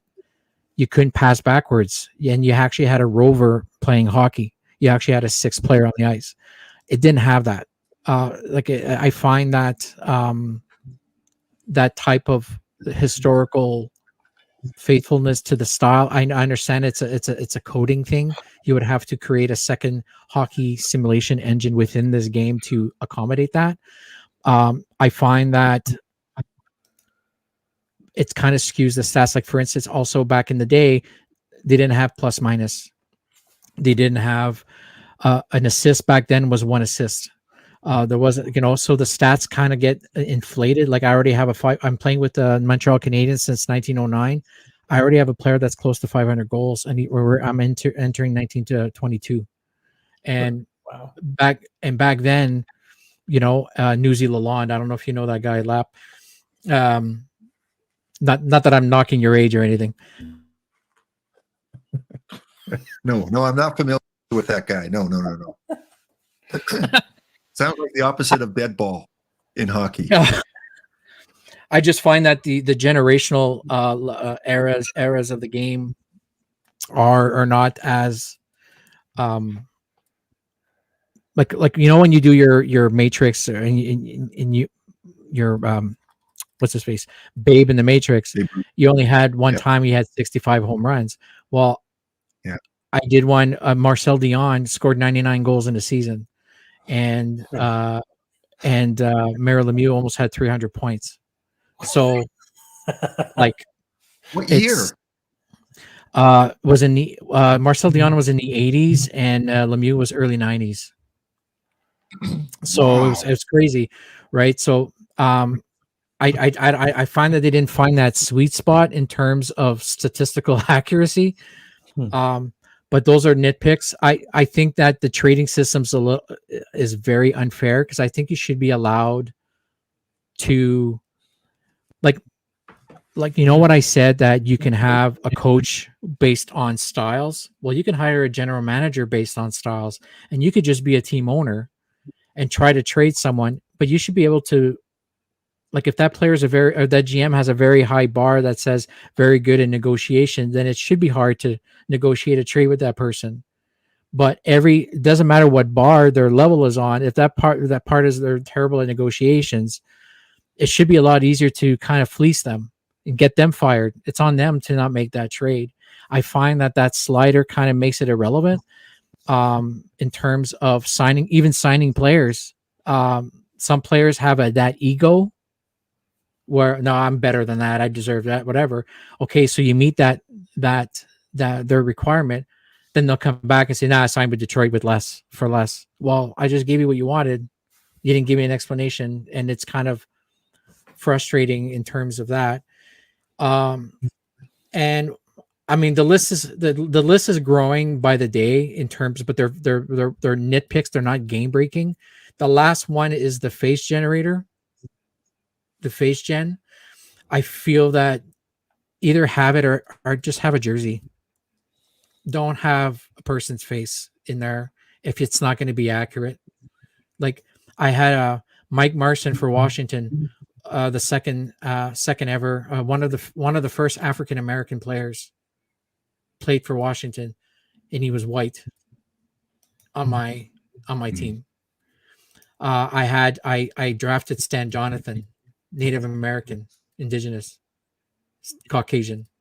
So it was kind of like either be accurate or don't have it at all.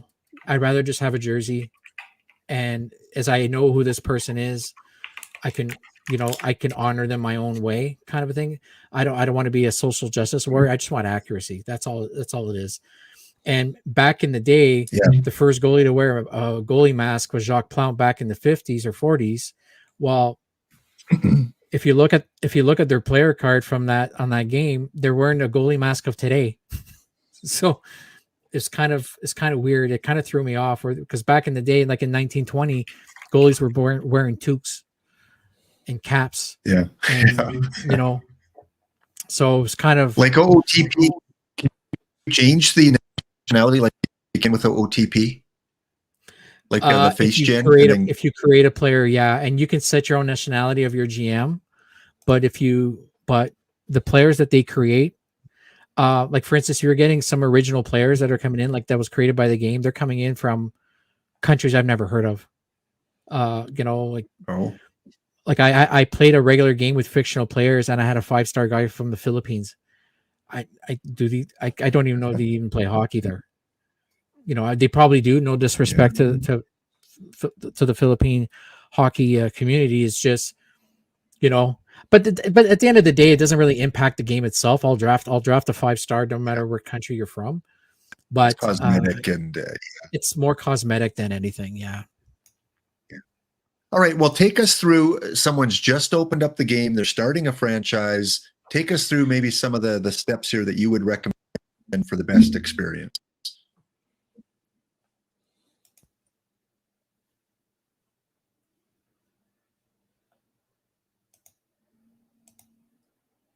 Oh, you're on mute again. You got the lap mute. Yeah, the game. Yeah, the browser unmutes me for some reason. I think I know what you're going through now.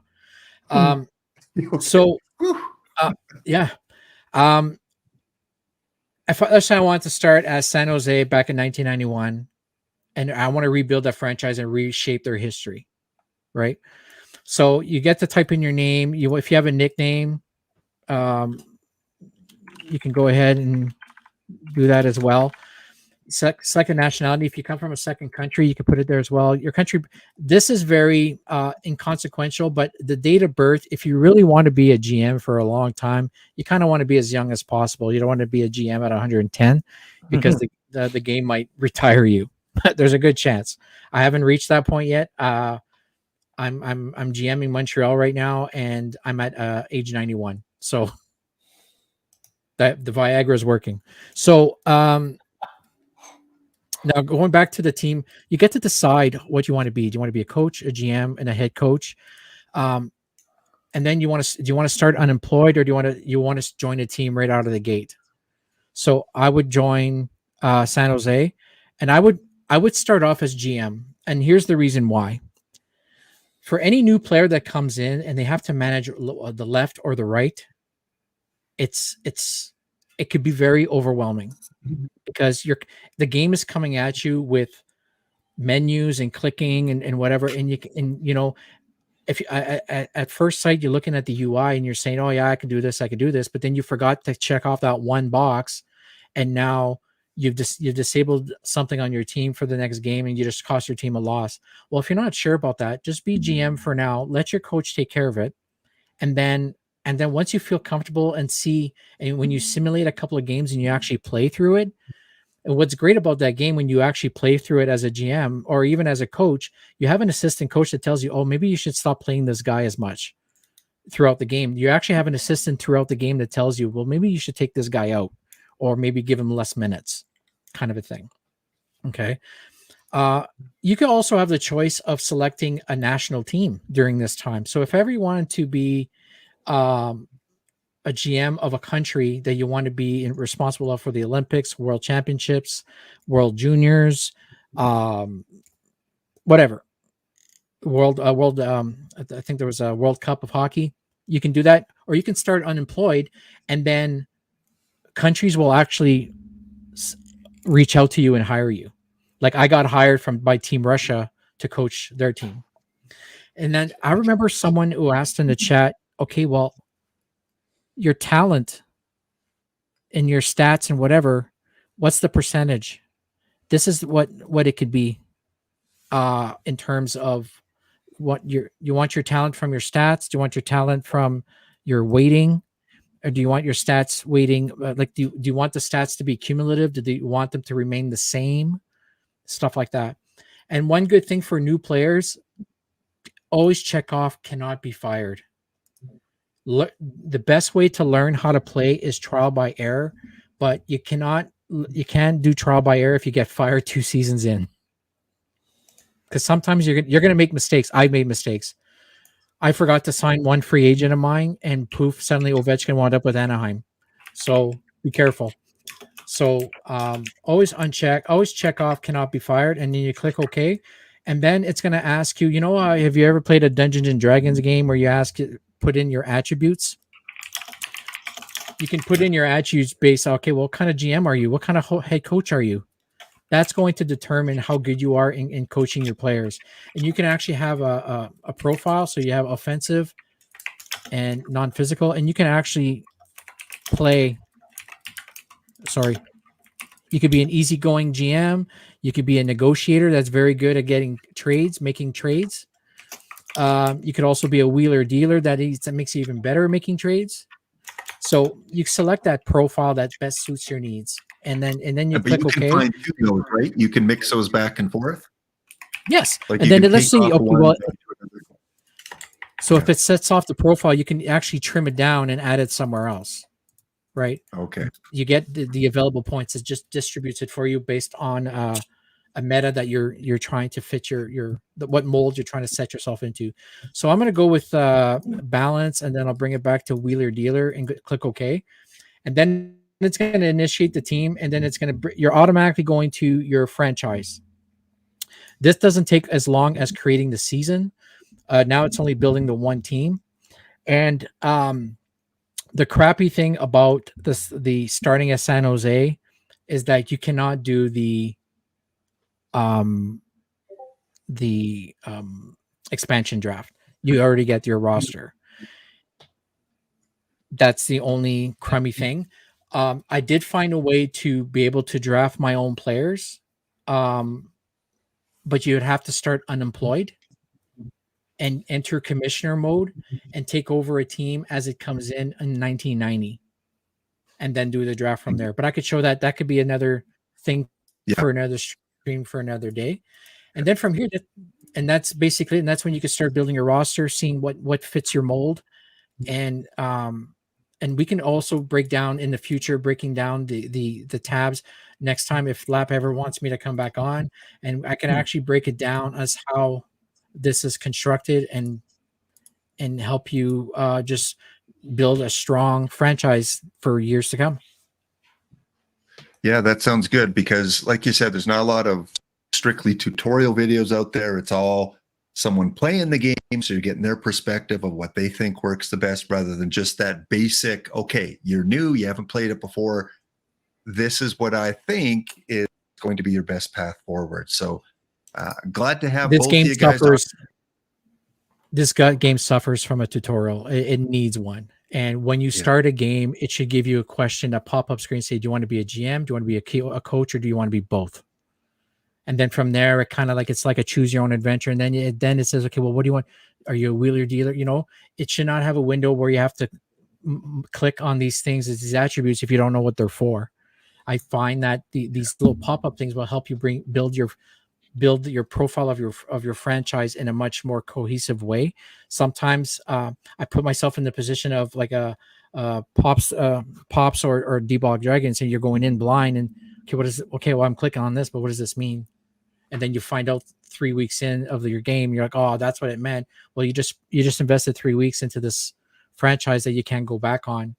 So I find that it's suffering from a better user face to kind of make it more welcoming. But I think as the game progresses and improves and evolves, I feel that once it's listening to its community. It's not like it's not. If you guys stream, if you come on the OOTP stream every Wednesday night, I think it's at 10 o'clock.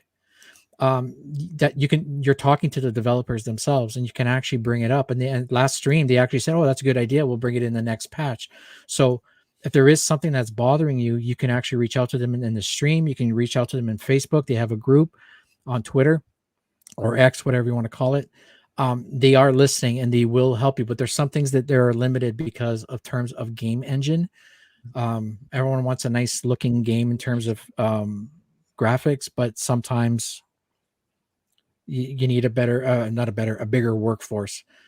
Because I would love to have a perfect team. Yeah.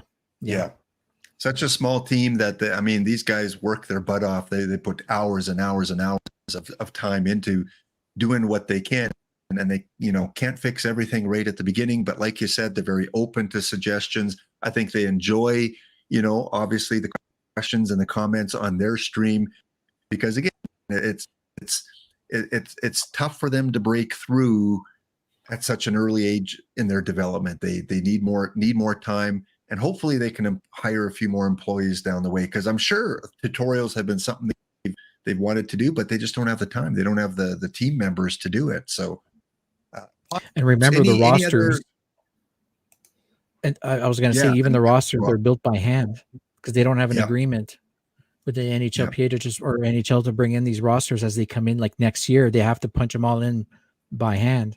So it's and last you see stream- the limitations.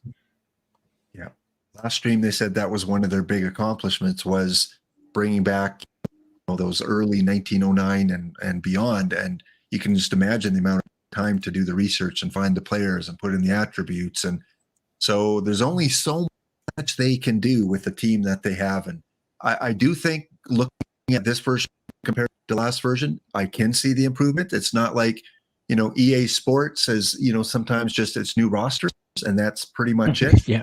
I can see the dramatic improvement from one version to the next over the years. So kudos to them, and we'll see where it goes down the line. Pops, any other kind of newbie questions for Boiled Egg? Any other things you cleared up? No, I've been kind of simming through and trying to work on things as you guys have been talking and seeing what he suggested and stuff like that. And I was going to say that it seems like the injuries are a little bit more realistic than OTP. I don't know if either of you guys do. Oh yeah. Simming. I had one player, I kid you not, Pops. I had one player who got a skull fracture twice in one season and still managed to come back for the playoffs. I had somebody in one of my sims, I had a player trip down the stairs in the off season and miss 8 months with post-concussion syndrome. But yeah, I just had Jacob McDonald, and the reason I say it's a little more realistic is he's going to miss 6 games because his front teeth were knocked out. So yeah, hey, that fits hockey. That fits hockey really well. I also just discovered Bobby Clark would miss no games. Yeah, true. That's his bravery rating can't be very high if he's going to miss 6 games with a couple of teeth missing. Yeah, what a wuss. Yeah. I just discovered, because for some reason Kevin LeBlanc got suspended for 6 games, and I just discovered instead of having to go through and replace one by one, if you right click, there's a replace with option, and I could just sub in some guy that I had scratched and replace him with, so that was nice. But if they have to be in your Capitals, they have to be in your actual, like they have to be called up to the team that's been scratched. Right. They have to be on the active roster of that team. Correct. Yeah. Yeah. And it's what's cool. What's also cool, if you want to see, like sometimes when you see a roster and they're all full of players, you don't know which one's good. You want to see your depth chart. Laptop had it up where you had a depth chart. And what's cool is that my screen, I have mine up. It lists players from 1 to 11. Mm-hmm. Whoever is green is on your active roster. Whoever is blue is in your minor league system, your farm team, and whoever's red is that you own the rights to, but is not signed. Right. So now, like Will Smith. Exactly. But the thing is, what sucks about the red players is that there's only a small window you can sign them. That's why I always tell people, sim to July 1st and stop and see if you can sign people, because the window is from, I think, June 23rd to I think mid-July, where you can sign these people, because sometimes they might be under contract overseas, like the KHL or this, because we have to honor their contracts, or sometimes you had a max contract count and you just couldn't sign this guy because you couldn't. Okay. Well, try to sign him, or if you want to trade someone else to fit him that contract into your limit, then you can do that as well. So so if people are wondering what those colors mean, that's what they mean. Okay. I guess I did just think of a question. So I've got my lines that I've created, right? But then if you go to this lineup section, it's completely blank, right? Like, what is this about? That is basically setting up what players you want in whatever scenario, like you see even strength.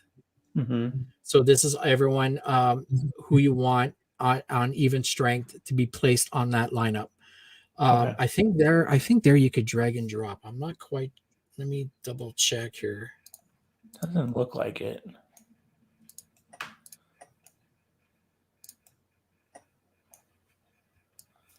Yes. Oh, I'm not able to do it yes, on you mine, can. but yeah. Try Pops. Try pick a left winger, a specific left winger. We're dragging over the goalie to even strength there. So try a left winger Oh yeah. and drag him Well, over. I can't even drag the goalie to the goalie. Oh, So Yeah.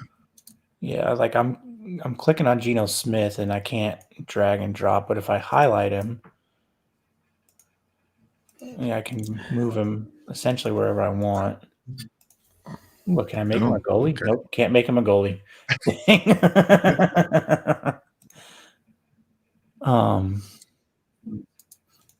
Clear that. But this is when it comes down to when you're like, if you have your assistant set up your organization and then you go on your lineups, even then it's still going to be blank. I've never used this screen. Okay. Because quite frankly, when you go on teams, you can change like your even strength, Right. and then you on 5-on-5 your power play. You're setting these players up there anyway, so it doesn't really. Right. Like I've never seen the use of it. I've asked that in the chat once before, and I guess it got missed or they never really dove into it. It doesn't impact your game at all as long as your lines are completed. Okay.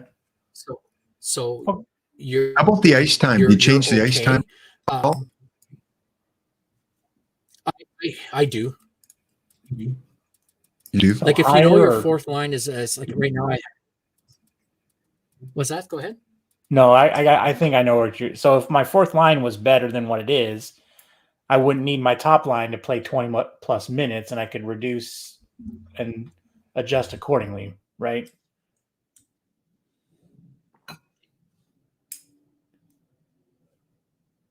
Oh, mute. Oh, muted egg. We got a muted egg. Someone crack that shell.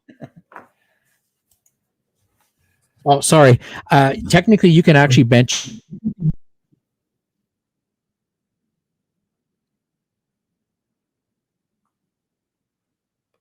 Oh, there are audio issues with you, Pops? Yeah, he starts to talk and then it almost mutes immediately. That was weird. Yeah. Yeah, Boyle, you must be in a bad Wi-Fi area. And I'm not doing this, I swear to God. No, it's muted me before. I noticed that once too, and I caught it. There you go. One thing though, what's cool is that if you players can come in. Yeah, I support you a lot. There are some scenarios where some players might be unfit if they come in from the season and suddenly they're unfit because they didn't pass the physical. You could punish them. The media can criticize your player, and you can either defend them or not defend them, whatever. But that affects your relationship with that player. So if you ever makes it either easier or better, like easier or tougher. You also have scenarios where you can upgrade your arena. So if ever you could change the prices of whatever of your arena to increase your budget to sign players. But in the current NHL, there's a salary caps. So you have to spend a minimum amount of money and you can't spend over a certain amount of money. It's not like OOTP where you can spend willy-nilly or based on the like money doesn't buy championships, but same thing with caps. So it's very hard to make a trade in the middle of a season of a cap era because you have to figure out the math of eating salary. So if ever you want to trade for a draft pick, you got to make sure you retain some salary, and it'll make the trade a lot easier to swallow. That actually does bring up a question. So if I go to finances, okay, and it says, if we're looking at the far right and it says expenses changeable on the first of the month, obviously I can't change it right now. and I have my starting point and my ending points, is that telling me that I essentially have what, roughly 73 points available to me right now? Is that what that's Okay, so saying? that I'm glad you brought it up. So you have an annual budget you got to set, and you got a monthly budget you got to set. Okay. Right. The annual is on July 1st of every year. So make sure you set your annual on July 1st. Okay. On the first of every month, you have, they're called finance points. So starting points is what they were at the beginning of the month of the previous month, and this is what the points they are now. Okay. So these points, that's what the costs are on the side. And this is how it allows you to adjust the power, like the abilities of certain things, like scouting report. You want to increase the scouting accuracy of your scouts, because sometimes when you scout on OOTP, they'll give you a thing, but there's no certainty. Like they give you a grade if it's accurate or not. It's the same thing here. This kind of gives it a boost, and it costs money to do it. Team morale. The higher your team morale, you'll notice on the NHL, if you look on standings and you mouse over, you see the team harmony, some issues, acceptable. That's basically team chemistry. So San Jose has quiet hostility. So you have some players, you're going to develop what's called cliques. So when you have some quiet hostility, some players may not support each other, which might cause some players to not gel on the same line in terms of chemistry, right? They might not, it might affect production. The top one is harmonious, which means your players are zen, they're kicking ass all together. Now going back to finances, another one is game promotions and arena operations. This is important if your team always sells out. It's not as important. You could put a 3% bonus. It kind of just awards players like it can go anywhere from a t-shirt cannon to a free puck or anything like that. But if you have a low attendance, sometimes it helps to pump that up just to come on in. We'll give you it doesn't tell you what it is. And on the side, it even tells you what your fans right now are very loyal. So you don't need to pump this up. You can actually bring it a little bit down. But once it starts to say like they don't care, bring up the marketing to kind of bring that up, because you want your arena to stay packed, to increase your money to sign free agents, and also enough money to pay your staff, and also to maintain your salary cap for next year. Okay. Now, when you go to annual is very similar. On July 1st, you could raise the ticket price or you can lower it. So if your team is really successful and you want to help your fans, you can lower that's what Winnipeg is doing right now. They're lowering their tickets on certain games to bring more people into there because they're having attendance issues. You can actually convert, because it's very important that your ending points are somewhat high, so you can actually convert some seats to premium, luxury, add seats. You can actually maintain your arena, and you can also actually even build a new arena. You need to have a lot of points for this. Okay. Annual budget, you can actually keep your budget. It's your spending budget to hire players, free agent money. Transfer budget is only for your transferring players from overseas, because sometimes you bring in someone from the KHL, you have to pay a transfer fee. Player development is if let's just say you brought in Connor Bedard. I mean, it's a really bad example because he's already NHL ready, but he needs some development in the minors. Well, you can actually spend some extra money to increase his development by 3 points to kind of fast track him to the NHL. And then lastly is strategic marketing. So this is very good for newer franchises or franchises that are fledgling, that you want to increase your marketing to kind of bring them. It seems to be the case for a lot of NHL teams on some low, some pretty bad areas where football is king or whatever, and hockey is still considered a fringe sport. Sometimes, and depending if you don't have an owner that's greedy, I'm looking at you, Oakland A's. the owner profit taking, sometimes the owner will also take a portion of your money and keep it for themselves and leaves you with a balance for you to figure out how much you want to spend. But that's probably the simplest way for me to explain finances to you. And then the lastly is salary obligations. So this pretty much, I love this system. This is very similar to the website capfriendly.com.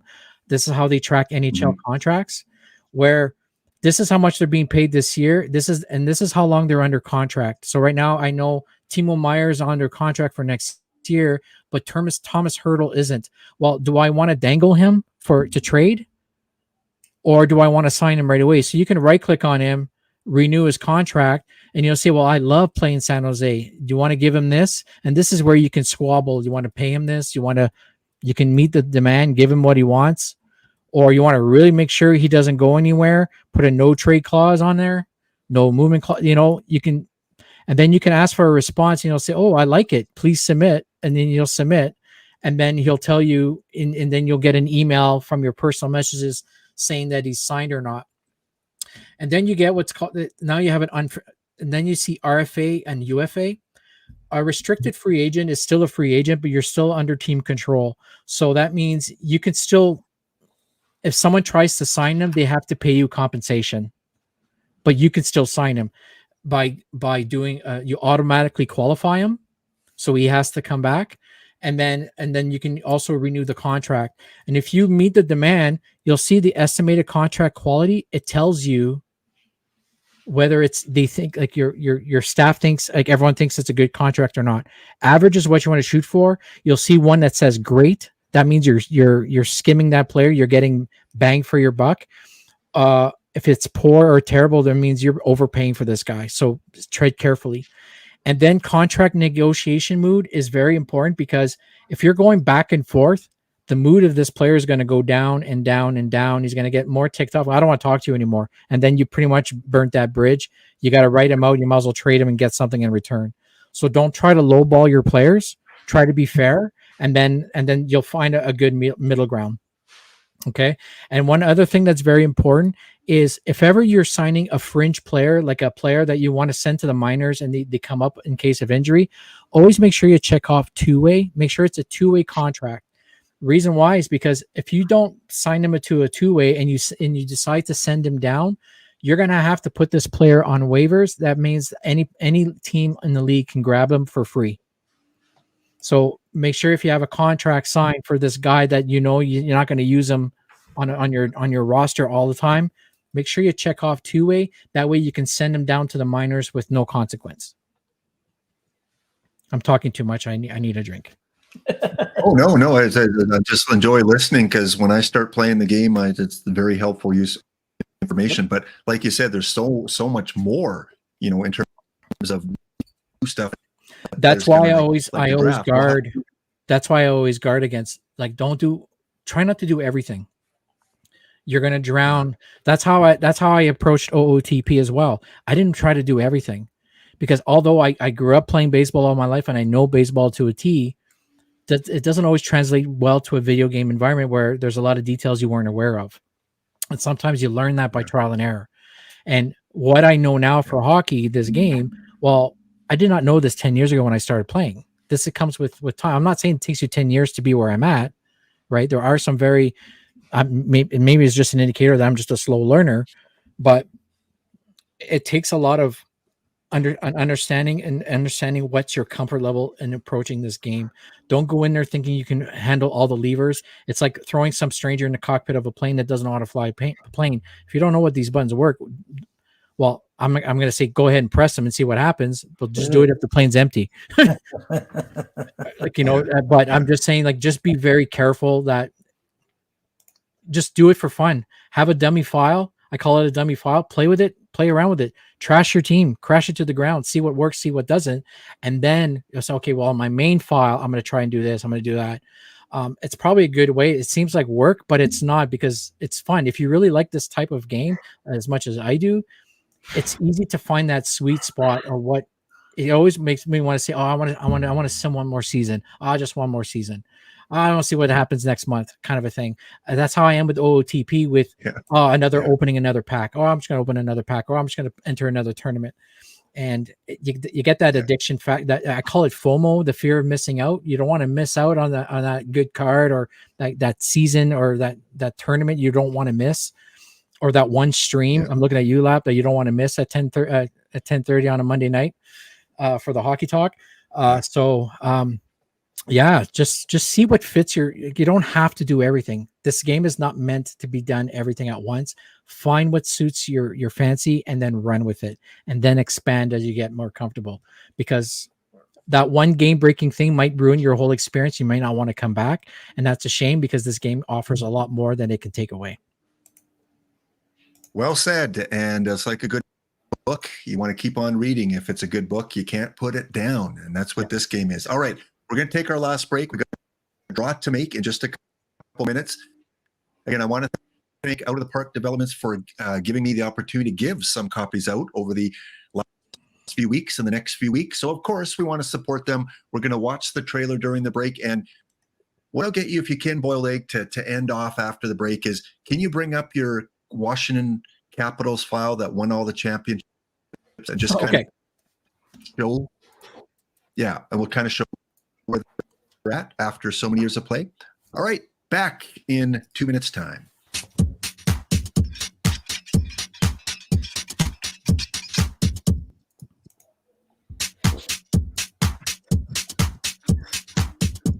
Celebrating 10 years with our fans. Franchise Hockey Manager 10, officially licensed by the NHL. Welcome to the next generation of FHM. Play the game your way. Custom games now allow you to import real teams or entire leagues from anywhere in the world or from our historical game. And you can now set up promotion and relegation systems for your custom leagues. Gain more control with our reworked trade system, including new team needs and player shopping systems. Beware the media. Manage media relations that can affect your team's happiness and the opinions of your fans and owner. Bring more hockey history to life by traveling all the way back to 1909 and the newly playable National Hockey Association, complete with 7-man hockey.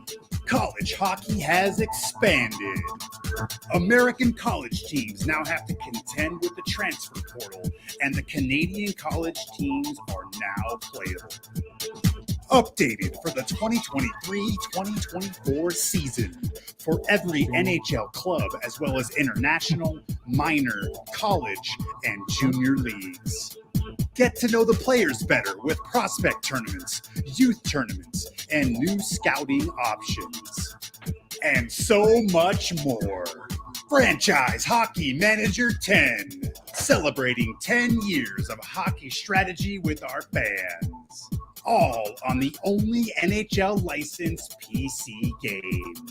Releasing November 7th, 2023.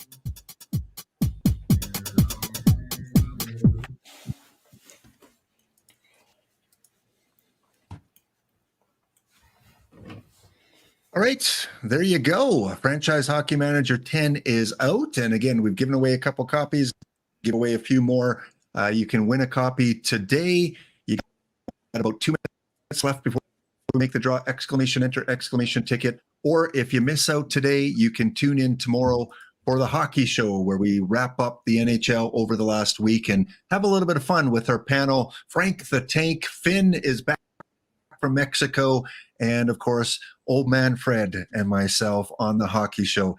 And again, this is a game that doesn't get a lot of love, Franchise Hockey Manager 10. In fact, I looked over the break. I'm the only one streaming it right now. So of all the people that stream all these games, no one else is streaming Franchise Hockey Manager 10. So it's still a very small community, very small brand. Hopefully we can grow it. We can get one or two more people engaged in the game a little bit. And yeah, if they ever did bring Perfect Team in, man, I think you talked about it. I think you mentioned it in a comment, Boiled Egg, on a stream. You said there's so much potential for this game to explode? It needs its own spore.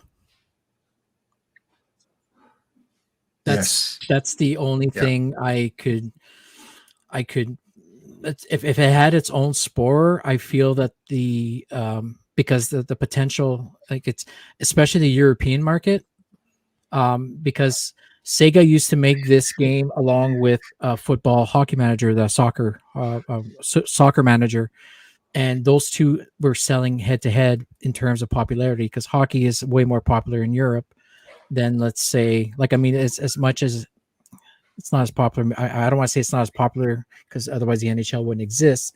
But hockey is only popular in the cities that have franchises and all of Canada. And Europe, it's a little bit more prevalent, along with not as much as soccer, mind you, but you get my point. And if they just tap into the perfect team market, I think, and it kind of removes a lot of the guesswork in terms of building the perfect team, and you rely on the input of sport, like a spore like Savant. I think you're sitting on a gold mine. And I mean, there's so many, really good hockey people out there. Fortunately, many of them are playing the EA kind of version of the game and streaming EA, and not so much into the statistical, but more into the arcadish kind of games. But I agree. If we had a spokesman or a couple people that could do what Spore does with baseball and the future legends that he does, and the coverage that he does with the young prospects, and get more hype that way. And I think we're still a few years away from, Absolutely. Working out some of the bugs that the current game has. So maybe it's better to bring people slowly rather than bring hundreds in and then see all these bugs and they're like, this game is crap kind of thing. Like, you got to find that fine balance between marketing and having a game that's acceptable. Well, call me double OTP. I'll be your Spore light. There you go. Yes, OTP. If you happen to watch this, give me a shout out, and I'll connect you with some people that can really promote the game well. Okay. What are we looking at here, Boiled Egg on screen? Give me a 5-minute to wrap up here before we make our draw.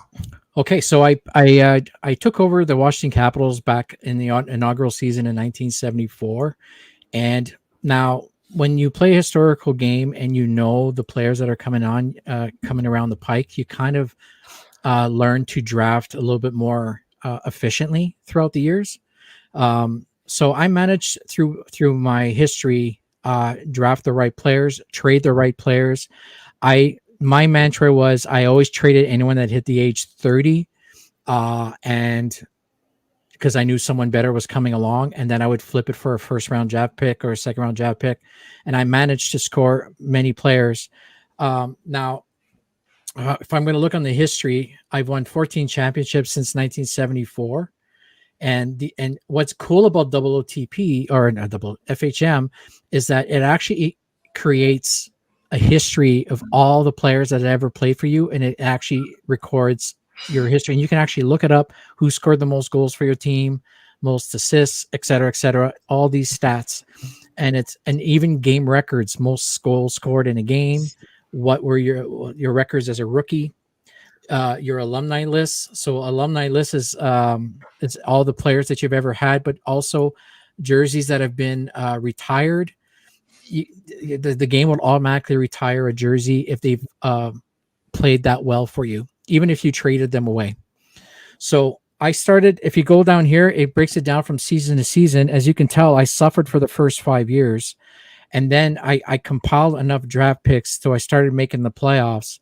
And that's when I hit a good sweet spot between 1982 to 1992, where I've been winning cups right, left, and center. And then I started, I won again in the late 90s, but then I hit a dry spell because of the dreaded expansion era, where they all got all the picks. And any player that I would put on waivers, you run the risk of every player that you put on waivers, an expansion team is going to grab automatically because they don't have enough players to have enough contracts or a protected list. So they'll grab anyone and everyone. But I still managed to win a couple of titles here, and then I hit a drought. The drought is because, well, let's look at it this way. Back in 1974, there was only 20 teams, or less than that. So the odds of winning are a lot higher. That's why I always laugh when the Montreal Canadiens fans say, "Oh, we won the most cups." But yeah, but you were 4 teams in 1917, or 1918, so you have a 25% chance of winning. So I find that the more teams that there are, the dispersal. I fell into this trap. I look, my last season, I went 65-13, and I lost in the finals. And there's always that one team that always gets you every time. Drives me absolutely bonkers. And what's cool about this NHL thing is you can also NHL. It also tracks milestones for who's coming up next for milestones. You could also look at the league history, and it'll tell you the league who's scoring the most in league history for my season, and it tells you the champions historically of every player, and all-star games records. I was telling you records of goals and points and in a game and all-star. It's crazy. This when you do it. You said broke Gretzky's. Yeah. Lemieux broke Wayne Gretzky's goal record, right? Yeah. Well, right now, yeah, Mario Lemieux scored over 1,000 goals for my league. And it's crazy. And Dominic Hasek has the most wins, and Luongo has the most shutouts, and it still holds, like, it still has all the old records from like the Terry Sawchucks and the Maurice Richards and everything. Because if I took over the season in 74, all the real-time historical stats are accumulated up until that point, and then you build on to that. So it's really one thing I really love about this game. It kind of gives you that nostalgia factor of saying, oh, I just drafted so-and-so, my favorite player of all time, and I just traded for this other guy that I always wanted and see what I can do with him, only to have him turn on your franchise. He wants to be traded right away. So now you have a love-hate relationship with him, and now you got to flip him, and all you can get is a third rounder. And it's kind of it's all over the place in terms of emotion, but it's awesome. It's an awesome experience. And for people who are like-minded people like me who like to do these things, we can actually build a league together, a customized league. You can actually set up a multiplayer league. Everyone gets a player. They can make their trades. You can veto them and actually build your own franchises and draft all these guys. And it could be fictional players or historical. Doesn't really matter. And you can actually talk through Discord and actually try to swindle someone of a deal. It's actually a lot of fun. I've done these before, and it doesn't get heated per se because we're not playing for money or anything like that. So there's nothing at stake other than your ego, but it's just fun because you just try to throw that shot in the dark to say, oh, I'll trade you this fringe guy for Martin Brodeur, see if it takes. And does one guy control the file? Like, how do you all have access to the same game file? One guy controls the file, and players will do their sims, and then they would upload their file to him. It's kind of like what it's very similar to what Inertia does, in a sense where you can tell him to increase what stat or whatever, and then you run the thing, and then you could send the save file to everyone else to see where they're at, and then they can look at the files and whatever, and then they'll send it back to him and make the change. But what's very important is that when you run a league like that, there has to be an honor system, because, like, let's just say Pops is not going to make the playoffs, and he's not going to be in the season next year, and he's going to turn around and just trade anyone and everyone for a bag of peanuts. Well, it becomes the wagons start to circle around that particular individual, because sometimes it ruins the integrity of the league in the first place, because you need parity in the league. I think parity is what makes the game exciting. You don't want to punch down to anyone, and you don't want to punish, and you don't want to punch up and punish the person who actually did it right. So, but that's the risk of any league that you run. It's an honor system. Like I prefer a player being in control of their own franchise rather than someone being in control of one player, because you live and die by circumstance. And I like that when your franchise succeeds, you have, for me, I have that point of pride. So I built this team from the ground up. This is the foundation that I laid. And then sometimes if your franchise falls apart, you're like, okay, well, now that's where you start licking your wounds and start identifying what you've done wrong. Yeah. Nostalgia and stats are the two biggest thing I enjoy about simulation games. Is the players from the past in the game can end up on any team, and then the stats like you show here. Just click on the rookie stats. I wonder who are your big rookie record breakers there. Is Solani still like the goal? Yeah, Solani leader. Okay, this is hold on, history. Let's go, because this is regular season. Oh, okay, there's regular season and there's playoffs. So this is in a game. Yeah, the rookie's not a history, like a rookie for a season, unfortunately. Okay, like so it's just scored the most. Yeah. But there's some players you never even heard of, like Alain Roy made 95 saves in a game in 1992. The league record officially is 95. Yeah, like remember.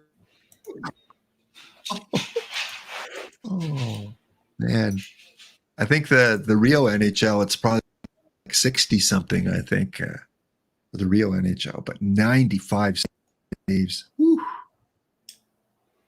All right, yeah, that's what I love about the game, is just these statistics that pop up. You got the mute. It's tracking. It also tracks all of the. Back there. Yeah, it also tracks all of your award winners historically. If ever you want to see what they've done, this is the record of all time in a season. And then this is the record all time for career on the right-hand side. Oh, yeah. But I don't think anyone's going to beat Marty McSorley's. Well, I don't think anyone's going to beat Marty McSorley's penalty minutes in a season. Well, let's just start way back in the 60s or something. And maybe it depends if they bring in the modifiers for that specific year, like when there were a lot of penalty minutes in the 60s and 70s and 80s. Correct. All right, gentlemen, what a show. Thank you. I've learned so much. I hope you learned so much as well in playing the game. And again, there's so much to cover, so many aspects we could focus on. I think if we ever did this again, we would zone in on kind of one or two areas, and maybe do like those tutorial videos. Like, okay, let's do a half hour just on this, and then maybe OTP will see it. And it's an onion. It's an onion. There's a lot of layers to this. Yes, there absolutely is. All right, time to do our draw. So let's find out who is going to win our copy of OOTP. If you do win, just make sure you click on the little laptop hound at the bottom of the chat there. Send me a quick whisper, and I'll ask you which game system you want it for, Steam or PC or Mac, and then I'll send you off the code. All right, let's give you 10 seconds here. 9, 8, 7, 6, 5, 4, 3, 2, 1, and we're closed. All right. Congratulations go out to, who is it there? GVZ3. GVZ3, are you in the chat? Again, you got to be here. I know we've been going over 2 hours, but you said at the beginning you got to be here to win. Otherwise, we'll draw someone else. So I'll give you a minute. There you are. Okay. Yeah, just send me a quick whisper, GV, and let me know in the whisper if you want it for Steam or if you want the fast spring copy. And within a half hour, I will send you off the code. All right. Any closing comments? Pops Dongoria, you got the floor first. Thanks for having me on. I learned a lot. It's fun. Hopefully we'll get to do it again or OTP or something sometime. Go Sharks. I hope we can stink enough and the lottery balls fall in our way and we can take Celebrini, I think, right, is the guy we want this year. But yeah, it's I'm looking forward to getting into this game more, learning about some of the things that Boiled Egg talked about today, and just going from there. Okay. And Boiled? It's been a pleasure. Closing comments? It's been a pleasure being here. Just try to open up the floor and trying to make the game more welcoming than intimidating. Any stats driven game tends to scare some people, but I think in reality, games like this kind of give you a better appreciation as to how the league functions, how management functions, and how an actual game is played. So whenever you watch an actual hockey game live, or even see news of a player or management having issues, you say like, oh yeah, I've been through that. Wink, wink, Corey Perry. But all in all, if anyone has any questions, I'm always on Laps streams. I often lurk in the other OOTP channels, but I'm mostly active in Laps streams. And if anyone who wants to have a question about hockey, just shoot me a message on Laps Discord or shoot me a message on Twitch. I'd be more than happy to help you out. If anyone is interested in making an online league, and maybe we can sort of build one together, I would love to involve the community into. And if this is going to help grow the community and make it more inclusive, to bring even the newest of players, people who can barely spell NHL, let alone OOTP, I'd be more than happy to make it as welcoming as possible. It's been a pleasure, Lap. I'd love to do it again sometime. And hopefully this is going to be the first of many introductory sessions for all of your fans out there. Absolutely. And again, if you're watching this on YouTube or on the VOD and you want to get a hold or have questions, you can again find Boiled Egg. Is it Boiled Egg 1974 on Twitter? You'll find me on Twitch more than you'll find me on YouTube. YouTube, I have a totally different name, and I just yeah. But so Twitch, you can find him. Yeah, Twitch.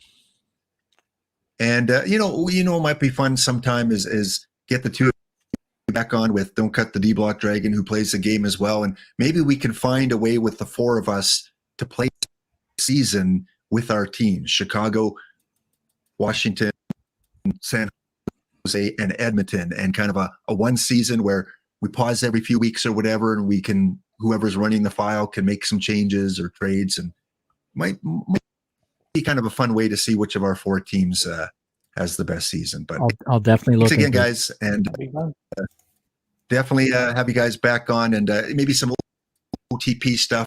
And if I ever need a fill in for the hockey show, even on Monday night, if you guys are willing to come on and just talk hockey, real hockey, then we can have that happen too. So I won't swear as much. A wonderful Sunday. well, that's good. That is good. All right. We'll see you guys. Thanks for being on again. Bye, everybody. Thank you. All right. And the rest of you, I am back tomorrow with the regular show where we will play some OTP, have some fun, do some giveaways for packs. And Tuesday, another special community guest on that has never been on my show before, that is going to talk about modeling in a different way. He has a different way to model OOTP that he thinks works quite well. And we are going to talk about that on the Tuesday show. Thanks again. Have a wonderful weekend. We're here for a good time, not a long time. So have a good every day. We'll see you next episode.